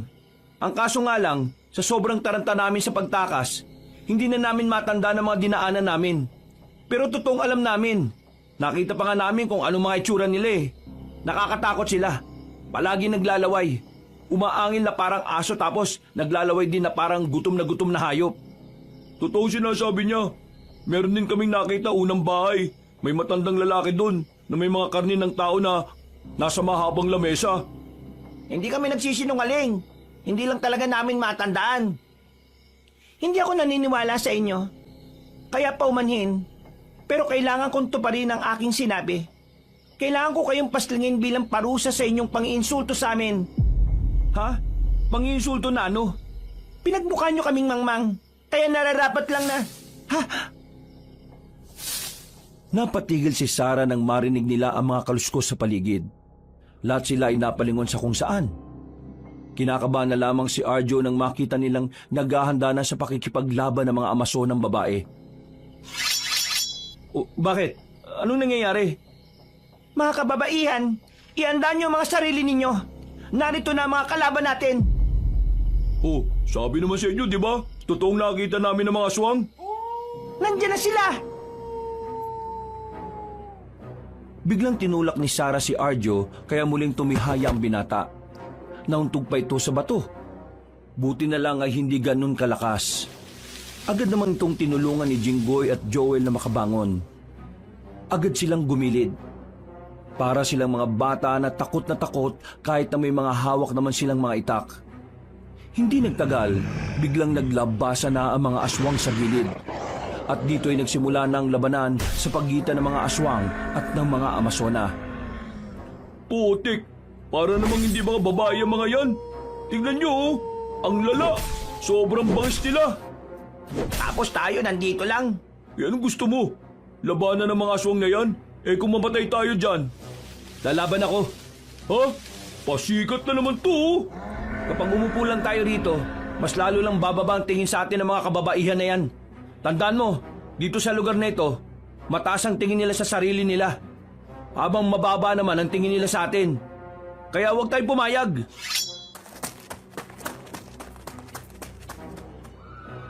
Kahit na hindi sumang-ayon sa kanya ang dalawa, umalis pa rin si Arjo sa kanilang pinagtataguan.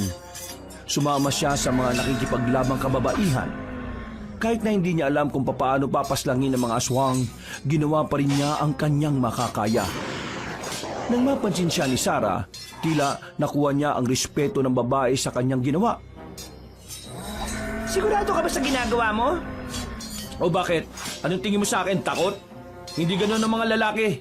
Kami mga lalaki, matatapang, barako, malakas at magiting. Kung yan ang pananaw mo, hindi kita pipigilan. Napailing na lamang si Arjo. Nilapitan niya ang isang aswang na nagtatangkang umatake ng patalikod. Nailigtas ni Arjo ang isang Amazona.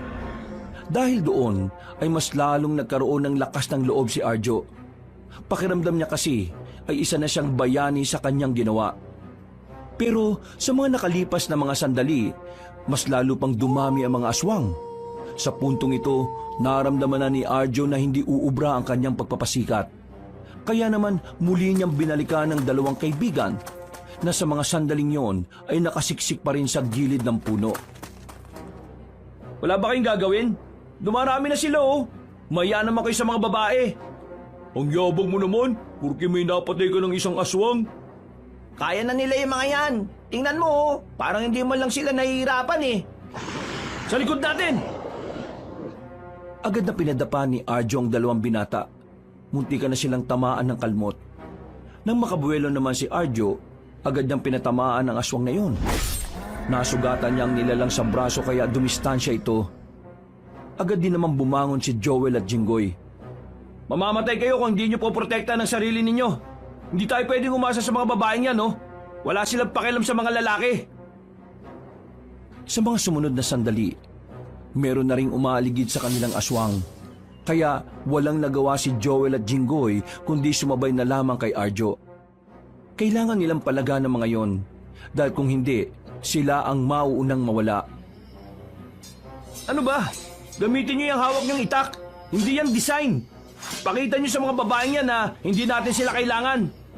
Oo nga, tama si Arjo. Kailangan natin maging matatag dahil sa mga lalaki tayo. Ha? Oy, sige. Sabi niyo eh.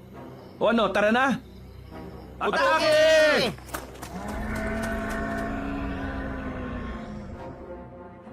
Sabay-sabay nilang nilapitan ang mga aswang na nasa harapan nila.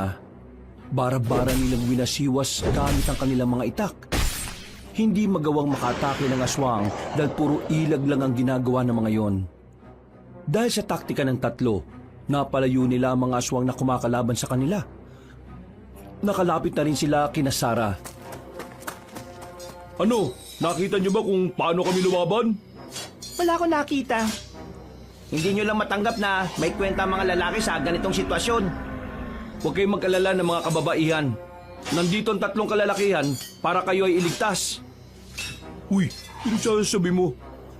Mga kasama, unti-unti na silang umatras. Isa lamang ang ibig sabihin nito. Nagwagi tayo ngayong gabi. Nagsigawan ng mga Amazona. Hindi nagtagal, natigil na rin ang kaguluhan. Wala na ang mga aswang. Sila na lamang ang natira sa gitna ng kagubatan. O ano, alam niyo na ngayong totoong sinasabi namin. Pero hindi nyo pa rin naituro kung nasaan ang kanilang lungga. Hindi ba halata? Malapit na yun dito. Nandito na rin sila. Kailangan ko ng eksaktong lokasyon. Sarah naman, alam kong hindi naman tayo close. Pero kailangan ko talaga ng gagamot sa nanay ko. Isang araw na ako nawawala dun. Nag-aalala na ako na baka kung ano nang nangyari sa kanya. Wala siyang kasama sa amin. Sige na, gamutin mo ng nanay ko. Hindi ako maaaring umalis sa aming baryo. Kahit na kailan, hindi ako nagpupunta sa pasyente. Ang pasyente ang nagpupunta sa akin. Matanda na nga ang nanay ko. Hindi na niya kaya maglakad eh. May sakit pa siya. Paano ko siya dadalhin dito? Kung may pakpak lang ako, di sana binitbit ko na siya. Isipin mo kung kasama namin siya ngayon. Paano kami tatakbo? Kung nandiyadyang hinahabol kami ng mga aswang. Isa lang ang ibig sabihin nun. Hindi ako dapat gumamot sa kanya. Ha? Seryoso ka ba talaga? Pinuntahan ka namin dito kahit na nalagay ang buhay namin sa panganib. Tapos ngayon, sasabi mo sa akin na hindi ka ang dapat na gumamot sa kanya? Wala na ba talaga kayong konsiderasyon? Ang problema kasi sa inyo, puro lang kayo lakas eh. Puro lang kayo puwersa. Oo, matatapang kayo, matitigas kayo. Matataas ang tingin nyo sa sarili ninyo. Pero alam nyo kung anong wala sa inyo? Puso. Wala kayo nun. Magdahan-dahan ka sa pananalita mo dahil baka magsisi ka sa uli. O bakit? Pupugutan mo ako ng ulo? Kaming tatlo? Sige, wala na akong pakialam. Pugutan mo kami. Total, masyado namang makapangyarihan yata ang batas ninyo eh. Gusto ko lang naman tulungan mo ako. Kasi ako, naging masama akong anak. Ito na lang yung tanging paraan para makabawi ako sa kanya. Para mas makasama ko pa siya ng mas matagal. Tapos, ipagkakait mo pa rin? Kahit ginagawa naman namin lahat ng sinasabi ninyo? Sarah, pasensya ka na ha. Pero wala na kasi talaga kaming ibang malalapitan eh. Ang layo ng ospital sa amin, wala rin masakyan. Hindi rin naman mayaman si Arjo para mag-arkila. Ilang araw nang sumasakit ang tagiliran ni Aling Silvia. Hindi kami pwede magtagal dito dahil walang kasama yung matanda. Sana naman, kahit ngayon lang maging malambot naman ang puso mo. Hindi nyo naintindihan. Hindi ko maaaring iwan ang mga kasama ko, lalo na ngayon, nagpaparamdam na ang mga aswang. O sige, ganito na lang. Tutulong kami sa pagpatay ng mga aswang na yan. Pagkatapos, tutulungan mo naman kaming magamot ang nanay ko. Sige na. Kahit pag-isipan mo lang muna. Papayag ako, pero sasamahan nyo kami sa laban. Yun nga ang sinabi ko eh. Sasama kami. At kapag natalo na natin ang mga aswang, sasama ka naman sa amin para gamutin ang nanay ko. Nagkasundo na ang dalawang panig. Pumayag si Sarah sa kanilang kondisyon. Nang masiguro nilang wala ng aswang doon, agad na rin silang umalis. Bumalik sila sa baryo. Pagbalik nila, saka lamang naramdaman ng binatang si Arjo ang sugat niya sa balakang. Wala siyang kamalay-malay na tinamaan pala siya ng kalmot ng aswang. Napaupo siya ng humapdiyon. Napansin naman agad siya ng dalawang kaibigan kaya agad itong lumapit sa kanya. pre. Ano nangyari? May tama ka ba? Oo, ngayon ko lang din naramdaman. Kanina akala ko ayos lang ako eh. May sugat na pala ako. Patingin nga. Lintik na yan, pre. Lalim niya na. Oo nga eh. Hindi ko alam kung bakit hindi ko naramdaman kanina. Namanhid yata ako eh. Sandali lang. Kakausapin ko yung babae. Wag na. Anong wag na? Tingnan mo nangyari sa'yo, oh. Kapag humingi pa tayo ng tulong doon, baka mamaya may kapalit na naman. O baka mamaya hindi na niya gamutin si nanay. At saka baka tingnan na naman niya akong mahina o tayo. Pride pa rin ang pahiralin mo, ano? Kapag na-infection yung sugat mo, mamamatay ka na. Tapos, hindi pa magagamot si Aling Silvia. Ako nang balang makiusap sa babaeng yun. Kailangan mo magamot. Namumutla ka na eh, oh. Wala nang sinayang na oras ang lalaking si Joel. Mga 10 minuto pang nakalipas, bumalik ito kasama ang amasonang si Sarah. Agad nitong sinuri ang sugat ng lalaki. Nang makitang tila namamaga na yon at nagkukulay ube, inutusan agad ng babae ang mga kasama nito na kunin ang gamot. Maaari bang lumabas na muna kayo? Ha? Bakit naman? Mamaya kung anong gawin mo sa kaibigan namin eh. Buwang ka talaga, no. Sumunod na lang tayo. Anong nararamdaman mo? Hindi ba halata? Ang hapdi-hapdi nga eh oh. Mas mapdi ang mga gamot na ilalapat ko sa sugat mo.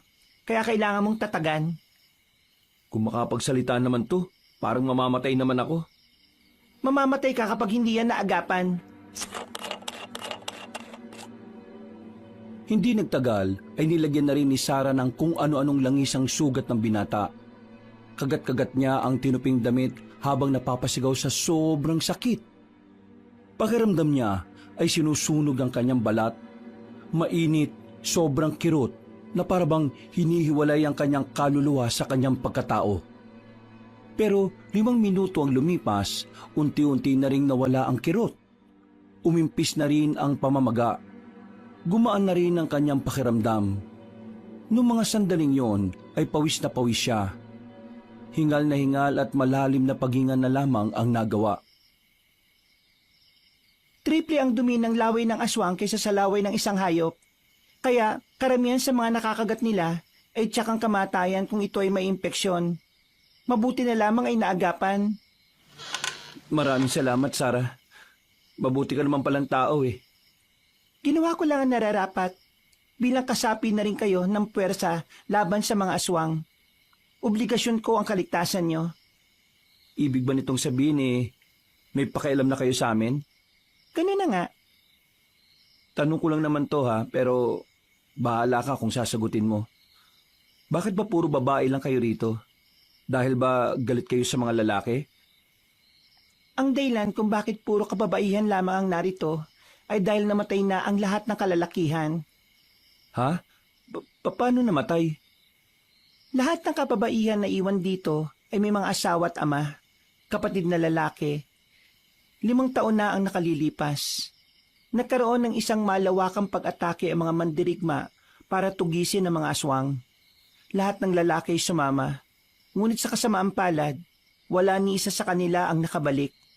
Kaya naman, lahat ng kababaihan na naiwan sa aming baryo ay nagkaroon ng pagkakaisa. Nagsanay kaming lahat upang balang araw ay magapi namin ang mga salot na nilalang.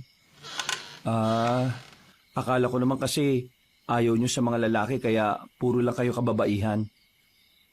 Nasabi mo ipapagamot mo ang iyong ina. Totoo bang sinasabi mong yon? Oo, totoo yun. Hanggang ngayon ba, hindi ka pa rin naniniwala sa akin? Nais ko lang naman makasiguro dahil hindi ka mukhang katiwa-tiwala. Oo na. Hindi na ako katiwa-tiwala. Basta, sinasabi ko lang sa'yo, totoo ang sinasabi ko. Gusto kong magamot na ang nanay ko. Siya na lang ang meron ako sa mundong ito. Kapag nawala pa siya, wala nang saysay ang buhay kong ito. Tutupad ako sa usapan, ngunit kailangan na muna nating gapiin ng mga aswang. Kailangan maipanalo natin ang laban. Sapagkat kung hindi, maaring maghari ang mga aswang sa mga baryo. Maghahari ang hari ng mga aswang na si Zaldi. Zaldi? Yun ang pangalan ng hari ng mga aswang? Oo, siya ang pinuno ng mga aswang na siyang pumaslang sa mga kalalakihan dito sa aming baryo. Malakas bang isang yan? Hindi ko alam, pero malakas ang aking hinala na mahihirapan tayo sa kanya. Bumuntong hininga na lamang ang babaeng si Sarah. Sa puntong ito ay napansin na ni Arjo ang kakaibang ganda ng dalaga. Para sa kanya, bibihira lang ang ganda na parang natural lamang. Walang kahit na anong kolorete. Matapos ang kanilang pag-uusap ay lumabas na rin si Sarah. Sinubukan namang tumayo ni Arjo. Masakit-sakit pa rin naman ang kanyang sugat, pero mas magaan na ang kanyang pakiramdam kumpara nung una. Oh, anong ginawa niya sa'yo, pare? May nangyari ba sa inyo? Ha? Ano bang pinagtatatanong nyo? Buwang na ba kayo? Walang nangyari, no? Ginamot niya lang ako. Ngayon, maayos na pakiramdam ko. Buti naman at ayos ka na. Akala ko mamamatay ka na eh. Sayang. Anong sayang? Gusto mong mamatay ako? Sayang kasi walang nangyari. Maya-maya pa, naganda na rin sila sa kanilang pagtulog. Kakahiga lang ng dalawa ay humihilik na kaagad ng mga yon. Pero si Arjo, hindi niya magawang makatulog. Iniisip pa rin niya si Aling Sylvia. Ngayong malayo siya sa ina, labi siyang nag-aalala para sa kalusugan nito. Iniisip niya palang na dumadaing sa sobrang sakit ang kanyang ina habang nag-iisa, hindi na niya maiwasang hindi malungkot. Kinabukasan ng umaga, maaga silang umalis ng baryo ng mga kababaihan. Maglalakbay na sila para hanapin ang baryo ng mga aswang. Kahit na hindi pa lubusang naghihilom ang sugat ni Arjo, hindi siya nagdadalawang isip na sumama sa lakad na yon. Mga dakong 9:00 na ng umaga, tumigil sila sa paglalakad. Pababa na kasi sila ng bundok ng Bolboles nung mga sandaling yon. At mula sa kanilang kinalalagyan, meron silang natatanaw na isang baryo. Sarah, sigurado ko na yun ang hinahanap natin. Oo nga, yun na yung baryo ng mga aswang. Naku, mag-uumpisa na ang patayan. Mga kasama ko, ihandaan niyo na ang inyong mga sarili. Tayo ay mapapalaban ngayong umaga. Madali na lang natin sila mapapatay. Maliwanag naman eh. Huwag tayo magiging kampante dahil mas madali nila tayong makikita sa ganitong oras. Napalunok na lamang ng laway si Arjo. Bumukas sa kanyang mukha ang takot na nararamdaman. Kahit na kasi meron na siyang daladalang lakas ng loob, hindi pa rin naman niya may kakaila na nababahala siya para sa kanilang kaligtasan. Ilang minuto lang ang nagdaan, nakalapit na sila sa baryo ng mga aswang. Pero nagtataka sila kung bakit parang tahimik sa lugar na yon. Sumenya si Sarah. Binunot na ng mga babae ang kanilang mga mahabang sandata. Pre, mukhang nakalis na yata sila rito eh. Sarah, hindi kami nagkakamali. Dito nga yung baryo ng mga aswang. Naniniwala ako, nararamdaman ko, naiwan pa ang mga amoy nila rito. Mga kasama, pasukin natin ang loob!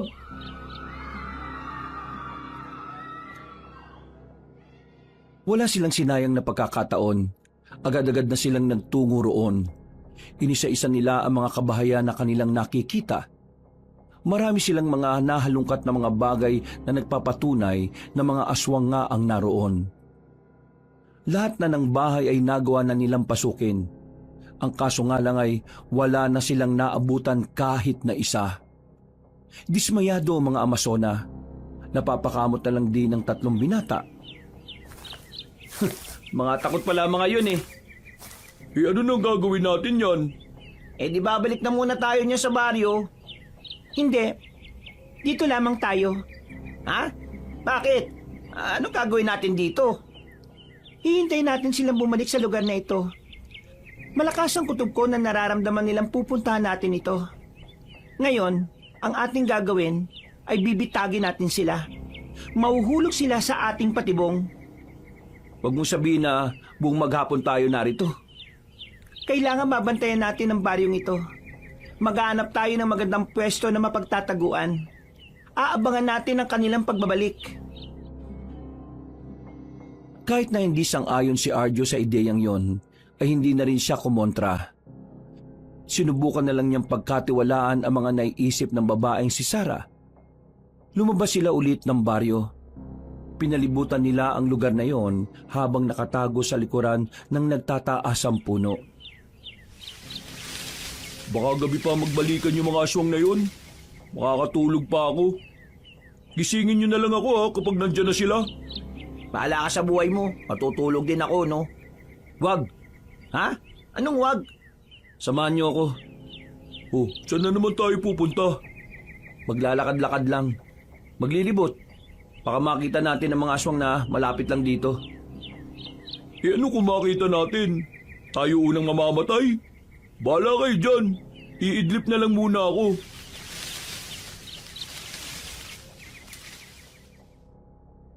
Humiga na ang lalaking si Joel sa inilatag nitong sako sa lupa. Hindi na rin yun pinilit pa ni Arjo, kaya naman mag-isa na lang siyang tumayo. Desperado na siyang matapos ang laban na yon dahil gusto na niyang magamot ang kanyang ina. Oh, saan ka na naman pupunta? Maglilibot ako mag-isa. Babalik ako kagad kapag meron ako nakitang kahinahinala. Para naman tong sira, oh. Sige na nga, sasamahan na kita. Dalawa silang tumayo at umalis pansamantala. Hindi naman sila pinigilan ng mga babae. Nakatingin lang din sa kanila si Sarah. Sa kanilang paglalakad ay hindi na nila namalaya na unti-unti na pala silang napapalayo. Pero dahil din sa paggagala nila, natuklasan nila ang isa pang kuta na parang ginagawa pa lang. Kailangan na natin itong ipaalam sa kanila. Bumalik na muna tayo. Kaso pre, tingnan mo, oh. Nang tumingin sila sa kanilang likuran, nakita nilang may 4 na nakatayo at nakatingin sa kanila ng masama. Nanlilisik at namumula ang mga mata. Tatakbo pa sana sila pero bigla silang nadakma ng mga yun. Sa higpit ng pagkakahawak sa kanila ay hindi na nila nagawa pang makapalag.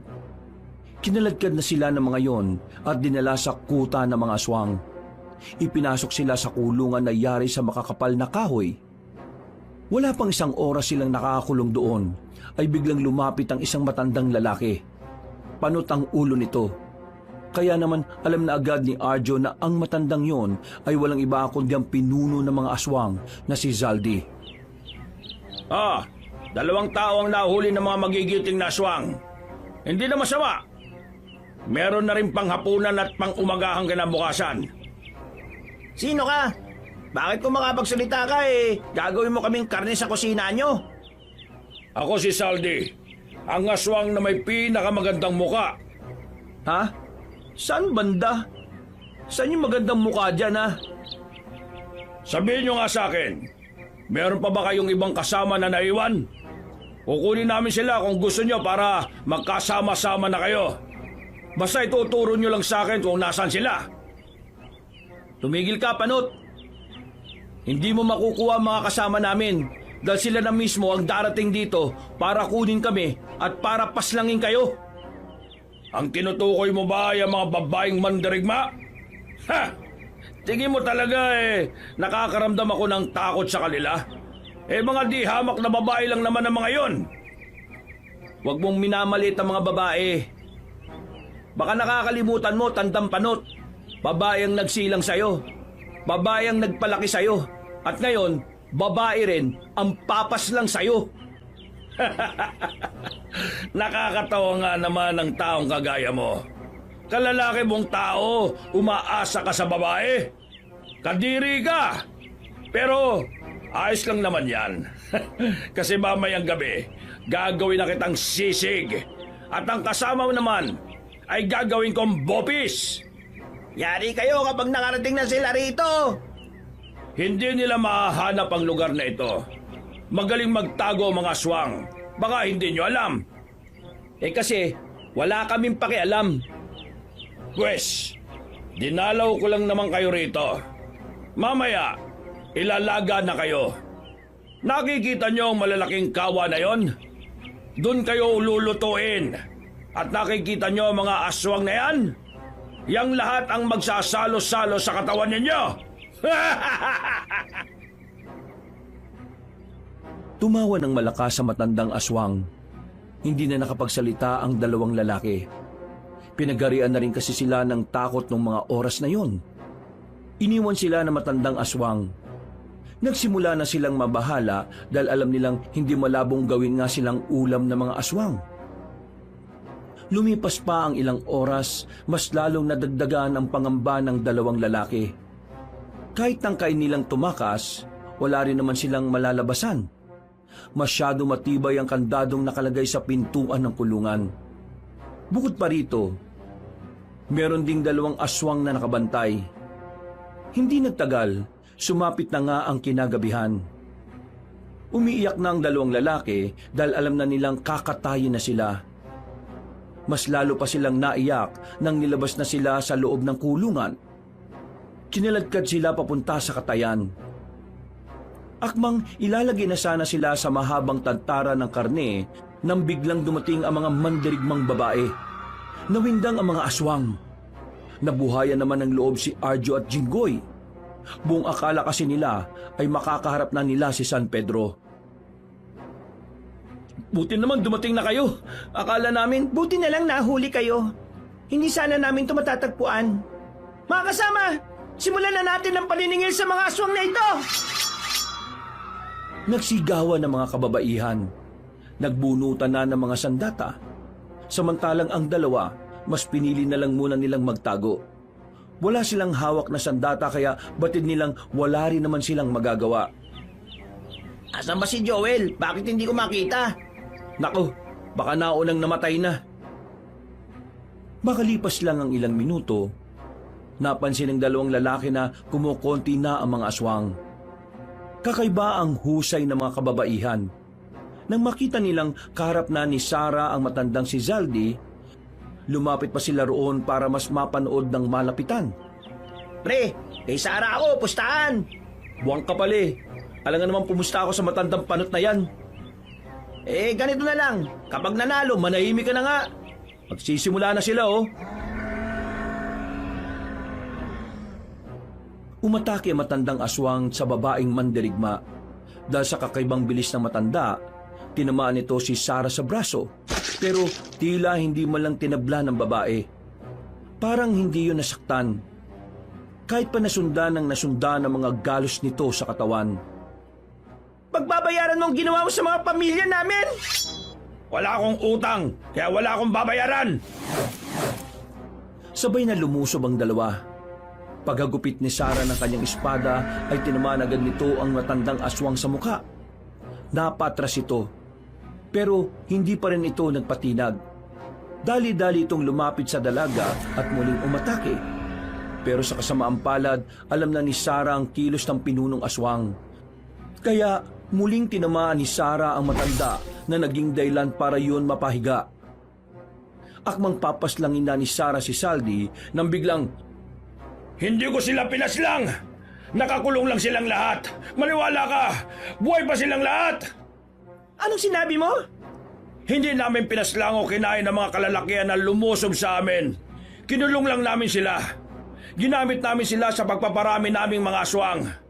Inanakan lang nila ang mga babaeng aswang para dumami kami. Hanggang ngayon ay buhay pa sila. Hindi pa sila patay. Hindi totoong napaslang ko sila dahil hindi totoong malakas ako. Ituro mo sa akin kung nasaan ang sinasabi mo. Dahil baka paslangin kita. Oo, sige. Ituturo ko na. Sa baryo namin, merong ilalim doon. Isang lugar na nasa ilalim ng lupa. Doon sila nakakulong. Puntahan nyo para maniwala kayo. Hindi na pinagsalita pa ni Sarah ang matandang aswang.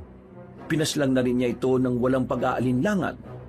Napanganga na lamang si Jinggoy at Arjo. Matapos nilang maubos sa mga aswang na yon, ay agad na rin nilang binalikan ang baryo ng mga nilalang. Nakita nila ang lagusan papunta sa ilalim ng lupa. At doon ay natuklasan nilang naroon pa ang kanilang mga kapamilya. Mahaba na ang buhok ng mga kalalakihan at payat na rin. Ang mga babaeng maangas, matatapang at matatatag, ay narinig nilang umiiyak nang makita ang mga kapamilya. Napapangiti na lamang si Arjo at Jinggoy. Visit ka. Huwag mo nga akong iyakan. Ngayon natalo na ang mga aswang at nakita na nila ang pamilya nila. Magagamot na rin ang nanay mo. Oo, kaya makakabalik na rin tayo. Teka, nasan pala si Joel? Speaking of the demonyo, ayan na oh. Uy! Anong nangyari? Bakit naman hindi niyo ako ginising? Natalo na namin ang mga aswang. Hoy, wala tayong inambag ha. Nanood lang tayo. Natigil lang ang kanilang usapan nang lumapit na sa kanila si Sarah. Maraming salamat sa pagsama niyo sa laban na ito. Kagaya ng naipangako ko, sa oras na matalo natin ang mga aswang, gagamutin ko ang iyong ina. Maraming salamat. Ikaw na lang kasi talaga ang pag-asa ko eh. Napangiti na lamang si Arjo. Kinabukasan nga rin, kaagad na rin silang naglakbay pabalik sa kanilang baryo. Hapon na silang nakarating. Inabutan nila si Mang Ping na siyang nag-aasikaso sa matandang babae na si Sylvia. Dahil sa taglay na kausayan ni Sarah sa panggagamot, 2 araw lang ang nakalipas ay gumaling na rin kagad si Aling Sylvia. Nalaman nilang meron lang palang maliit na bukol sa tagiliran na matanda. Nagad din namang umimpis matapos nitong makainom ng gamot. Samantala, nagkabati na rin ang mag-ina. Pinatawad na siya ng kanyang nanay Sylvia. Si Arjo naman ay nangakong iiwan na ang pagnanakaw na ginagawa nila. Ganon din naman ang 2 lalaki na si Joel at Jinggoy. Si Sarah naman, napadalas na rin ang pagdalaw sa kanilang baryo dahil sa dami ng taong nakakasakit. Kaya kalaunan, tuluyan ang kinilala ng mga residente ang mga mandirigmang babae sa kanilang probinsya. Si Mang Ping naman, sa hindi inaasahang pagkakataon, ay nakagusto kay Aling Sylvia. Ganon din naman ang matandang babae. Nagkahulugan ng loob ang 2 sa ilang araw na magkasama sila sa iisang bahay. Naging mapayapa at tahimik na ang buhay ni Arjo mula noon. Napapangiti na lang siya kapag naaalala ang mga karanasan sa kamay ng mga aswang. Pero para sa kanya, ang mga karanasan na iyon ay dadalhin niya bilang aral na maaari niyang magamit sa pagtahak ng kanyang bagong landas. Wakas,